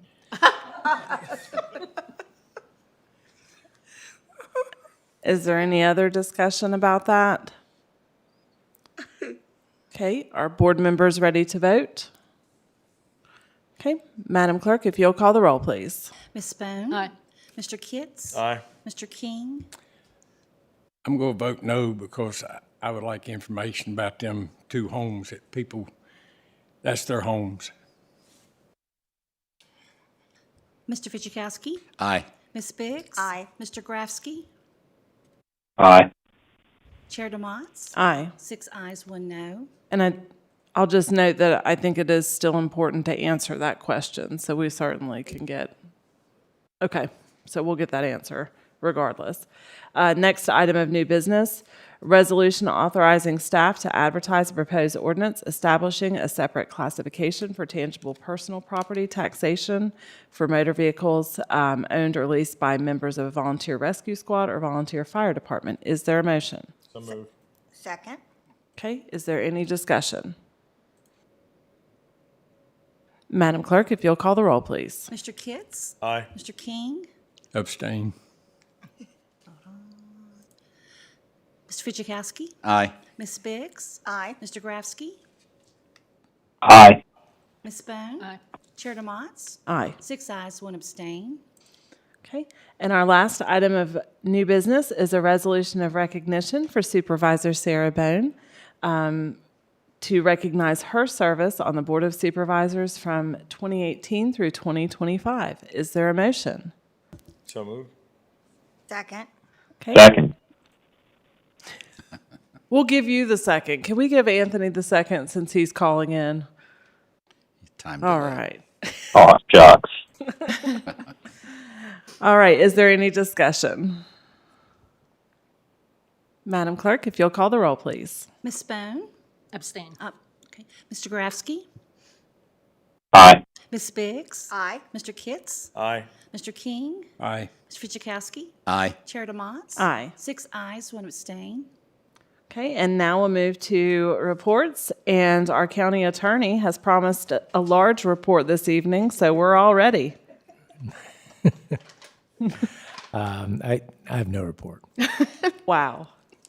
It took him a long time to say it, though. He did say it really slowly. Sure, that's the real county attorney? Yeah. It's to reference the county attorney. I'm just, County Administrator, Ms. Hill, do you have a report this evening? I do. I wanted to first say that I enjoyed attending sessions at the VACO conference, but I'm sure that this past weekend with several of you, I'm sure that others will talk more about that. I wanted to give a little bit of information about the Supplemental Nutrition Assistance Program, the SNAP program, that's federal funding that provides assistance through Department of Social Services for food to eligible clients. I wanted to let you know that the process of providing state emergency food assistance has worked well while the federal funds were not available due to the shutdown, and that our DSS staff has been working very hard with the clients to help them through the process. And I can provide more information about that if you'd like. Our county-wide fire and EMS fire and rescue study consultants will be on site starting tomorrow. Everyone has a flyer like this at your place. There's a survey that is available we'd like for you to fill out and share that with others. And they're going to be here for the weekend. Maybe I stole somebody else's report. I don't know. I'm getting a look. All right, well, I'll just move on. Maybe somebody else wants to talk about that. At the Fire and Rescue Commission meeting tomorrow night, they'll kick that off and talk with the volunteers at that meeting, and then they'll work throughout the weekend to gather more information. I apologize, Supervisor Kitts. I wanted to share some information with you about the Teen First Responder Academy. You might have heard a little bit about that, but we haven't talked a great deal about it. There was a news article about it that we shared with you, but there have been previous discussions at school county meetings that highlighted the need and possibilities of including fire and EMS type training at the high school level. The Career and Technical Education and Business Partnership Administrator with MCPS, Megan Atkinson, was the driving force behind this program, and she got a curriculum and a program off the ground with the schools. She worked in partnership with Montgomery County Fire and EMS Department, and students at Christiansburg and Auburn High Schools were part of the initial program, which included 27 students. They had 5 classes that included topics such as the 911 Center, emergency management, fire suppression, emergency medical services, technical rescue, certifications in CPR and Stop the Bleed, and an active scenario exercise at the Fire Training Center. And they're going to have graduation on Tuesday, November 18th from noon until 2 o'clock. So I'll provide you with an invitation to that if you'd like to go to the graduation ceremony. Our last Montgomery Matters open house meeting will be this Monday, the 17th, at the Government Center from 5 to 7:30 p.m. if you'd like to attend that. And that concludes my report. Great, thank you. So now we'll move into supervisors' reports, and we'll start with Supervisor Grafsky. Thank you. I don't have a report this evening, but I do just want to say thank you for allowing me to participate remotely. And I'm sorry I missed VACO this weekend. I'm sure there was lots of great sessions, great information, great camaraderie. Unfortunately, my work schedule just didn't line up with that. So I hope you all had a good time. Look forward to hearing about it. Well, you were missed this evening, and you were missed at the VACO conference as well. So we look forward to having you back in the room with us. We'll move to Supervisor Kitts. So I always learn a lot when I go to VACO. It's not just talking to different supervisors from different areas, but I had an opportunity to go on the general government steering committee for VACO. And one of the biggest things that we were able to talk about was the state funding for fire and EMS. And it was a consistent problem across the board for each and every county. We're all experiencing some of the same problems. And one of the things we were able to get put on the priorities for VACO and for all the counties when they talked to their state legislators was increased funding by the state for fire and EMS. And I think it's one of those things that with the mandates that come down, we always talk about unfunded mandates. One of the biggest lines I got from the entire session was that your zip code should not dictate your response time or your level of care. So when you're traveling across the state and you're going on vacation, you shouldn't have to worry about when you call 911, what is the level of funding and response time for the area you're going through. And that's not a county problem per se, but that's a state problem. And I thought it was a great way to frame it. We were able to talk. It was a unanimous decision, and it's being put forth So if you're out there and you watch this, if you get the opportunity, talk to your legislator, talk to them about how the state could pick up increased funding. With the budget surplus, I think they could come off some and help especially the rural localities. But I think increased fire and EMS funding at the state level towards the counties is a good way to go. And I think it's a way to help offset some of the, as we work and fight with recruiting for volunteerism, and we put money towards advertising and things like that. It's always been a core value of our communities of how much everyone is involved and how strong our volunteer departments are. And I'm really proud to be a part of that. I'm really proud to be able to travel around and talk to the different departments. And I would like to be able to help them out as much as possible. And I think this is a unique opportunity for us to do it. So that's what I got out of it. So, but thank you. Fabulous. Supervisor King. Excuse me. I don't have no report, but we'd like to remind people to please inspect and clean your flues and your chimneys. And please put off any outdoor burning because the weather is dry. We've had no rain, and they can spread quick. Excellent reminder. Supervisor Biggs. Okay, a few things from VACO. I chair the nominating committee. I just want to report it back to you that we have some really good leadership for VACO for the next year. The president will be Victor Angry, so he's going to be referred to as President Angry, and he's from Prince William County. And then we have, who you all know, Philip North is the president-elect from Roanoke County, and Jerry Booth is the first vice president, and he's from Floyd County. So we have two really nearby folks representing us on the executive part of the VACO board. And then we have Kathy Smith from Fairfax County as our second vice president.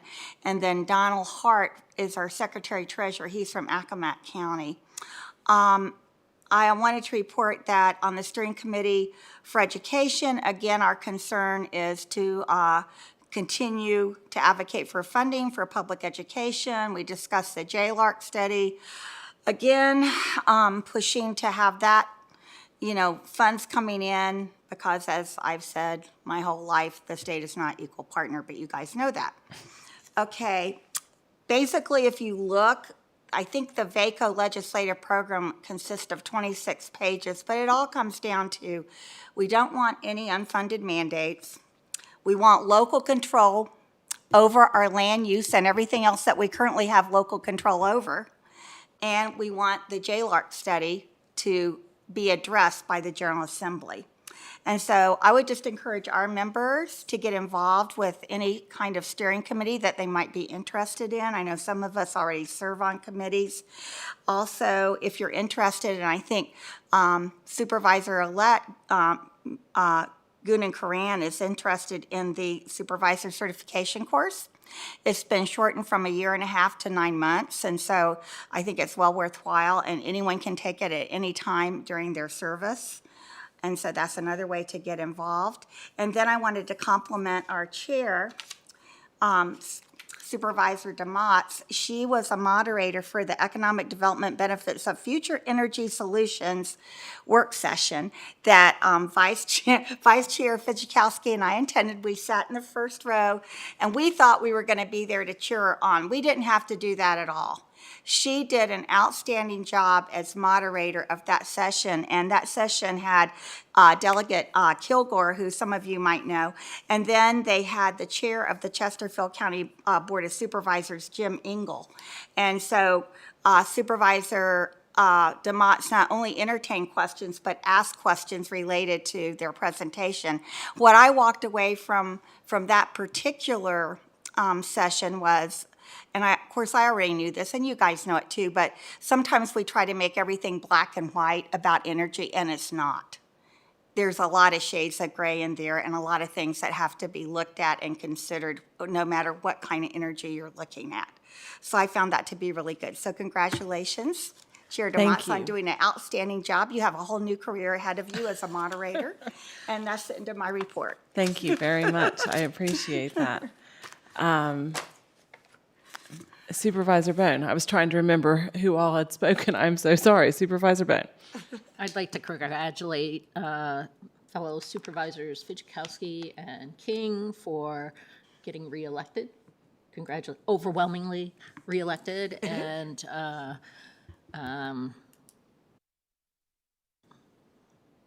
incoming Supervisor Kieran for District A. Congratulations. That's all. Vice Chair Fidzikowski. Yeah, I have a couple of things. About 2 weeks ago, I was able to arrange a tour of a compressor station. As most of you know, MVP, the pipeline people, have applied to FERC to increase their delivery of natural gas by adding more compressors on the line. And they have bought a piece of property in my district, and so I was very curious as to see what kind of build was going to wind up there. And so I went out to West Virginia, about 2 hours from here. There was a compressor station, and I was very impressed with the amount of safety and the redundancy in everything that they did. It was about a 7-acre lot. They had one large compressor building, and these compressors are like big giant turbines. They're like a jet engine, and they have 2 of them in the building. And when one of them was running, and when you stand outside the building, I was surprised that you could have a conversation with somebody and not be blown away by it. When you go in the building, it was very loud, but I was impressed by that. The place was very clean. They run on the electricity that they use there. They have turbine generators, and they had about 8 of them, I think, and they ran on the natural gas that, just like the compressors do, they run on the natural gas. So everything's right there. And if there was a reason why they couldn't use those electric generators, they're also tied into the grid. So everything had redundancy in it. A lot of safety features. I know that the whole facility and all their facilities are monitored from a location in Pennsylvania, which I'm sure a lot of people think, well, gosh, we'd like to have something a little bit closer. And there is. The people there that work at the compressor station also monitor it, and they can shut that thing down immediately. They could do it from Pennsylvania. They can do it right there at the site. And if for some reason electronics failed, they could manually shut it down. So I was very impressed how everything was really tied together. And they had one building that was just full of their, I guess, their monitors and their sensors and what have you, but very high tech. And I was very impressed by the whole thing. As you know, we have no control over as to whether that compressor station goes in or not. It's up to FERC, and which they haven't come down with a decision on it yet. So, but that was a very interesting tour. I took several of the sessions, 3 of them, and even though all 3 were titled differently, they all seem to revolve around AI, data centers, and reliable energy. And it was some very good discussions. And what I got out of it is we here in Montgomery County need to come up with an AI policy in writing. We also need to figure out where in zoning we're going to have data centers, and we need to have that done because it may come to us one day, and we may want to look into that, and may even want to approve one. In 2 of the sessions, the one that Supervisor Biggs and I were at, that Supervisor DeMott's tried to keep under control. I mean, she did a great job. They brought up the fusion plant that is proposed in Chesterfield County, and they are very excited about that because that is just a whole new technology. Unfortunately, it would take longer than, from what they said, than one of those small nuclear reactors to put into place, but I mean, it's brand new technology, and if they get that thing worked out, it's going to be provide, I think they said it was 400 gigawatts of power, quite a bit. So, And millions of dollars to the county. yes. Botetourt County is getting a data center, compliments of Google, and after all the papers were signed and has not been built yet, Google gave them $18 million. They bought fire trucks, ambulances, built a library. It was a whole list of things that they were getting. And the one thing that they basically said in these meetings is most people think, well, if they put a data center in my county, then my electric bill is going to go up. They said it has nothing to do with your electric bill. Matter of fact, whether it's APCO here or Dominion in another location, they said they can't even permit it, and that's not the right word, but they can't supply electricity to it if it demands too much. So they said that they can only do what they can do, pretty much. So, but they said that that doesn't affect the electric rates of the citizens. So I thought that was pretty interesting. And then talking about reliable energy, there's a big push, and we have a Clean Energy Act right now on the books that is pushing for renewables. And one of the speakers, Mr. Turner from, Mike Turner from Loudon. Mm-hmm. Yeah, very interesting. I don't know how he got his education on this energy stuff, but he really knew quite a bit. And he was partnered with somebody from Dominion, and Bill Murray. That was very, very interesting. And he made this statement: nobody, or at least he wasn't, and I'm not either, are against putting in solar.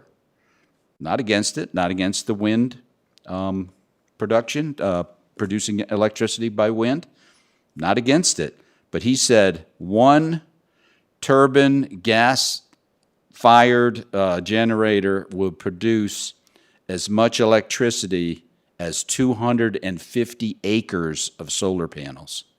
And don't have to worry about it when the sun goes down. It works all the time. So a lot of things to consider, and my takeaway from that particular class was we will start running out of energy in a few years, and we will have brownouts if we don't change course and start doing something different. And for all the people that are against fossil fuels, I get it, but we may need to use something in between. And as far as I'm concerned, having been somebody that worked at a company that tested coal-fired plants, yeah, it's pretty difficult to control the sulfur dioxide that comes out of those things. But we have natural gas, and that would be a good tie-over until more technology comes. I mentioned fusion. I'm sure there'll be more things that are coming our way, but we can't count on it happening at a certain year or a certain date. So I'm definitely the all the above kind of guy, and hopefully we'll keep the lights on, because I think their prediction was, or his prediction was, that we would have rolling brownouts probably in 3 years. So that's right around the corner. But very good sessions. Enjoyed all of them, and I really liked the food. I gained 5 pounds in one weekend. So, thank you. I don't know how I can follow that. Well, and I'll be very brief. The panel that I moderated, we've touched on that a couple of times, dealing with small modular nuclear reactors and fusion as emerging energy solutions. I'm the vice chair of VACO's Energy, Environment, and Land Use Subcommittee, of which Mr. Turner from Loudoun County is the chair. And so he and I kind of were able to do a 1-2 energy punch in separate sessions. So they were very well attended, standing room only in mine. And then our subcommittee also was standing room only, just echoing Vice Chair Fidzikowski's concerns and emphasis on the importance of really so much is coming our way, but the foundation, the energy, the utilities that are powering this stuff, we really need to keep a close eye on that and embrace new technology and understand new technology so we can be as resilient of a community as possible when things like a data center application come forward, or when we're facing as a community real demands on our grid that we are not able to meet. So those were very important sessions, and I was very honored to be asked to moderate that panel. And then I also wanted to highlight, I attended one panel, and I've got it pulled up here. The panel's name was Listening Session on Addressing Food System Resilience in Virginia. It was an absolutely fascinating panel. I was very out of my depth in this panel because it is not something that I'm really even remotely knowledgeable on.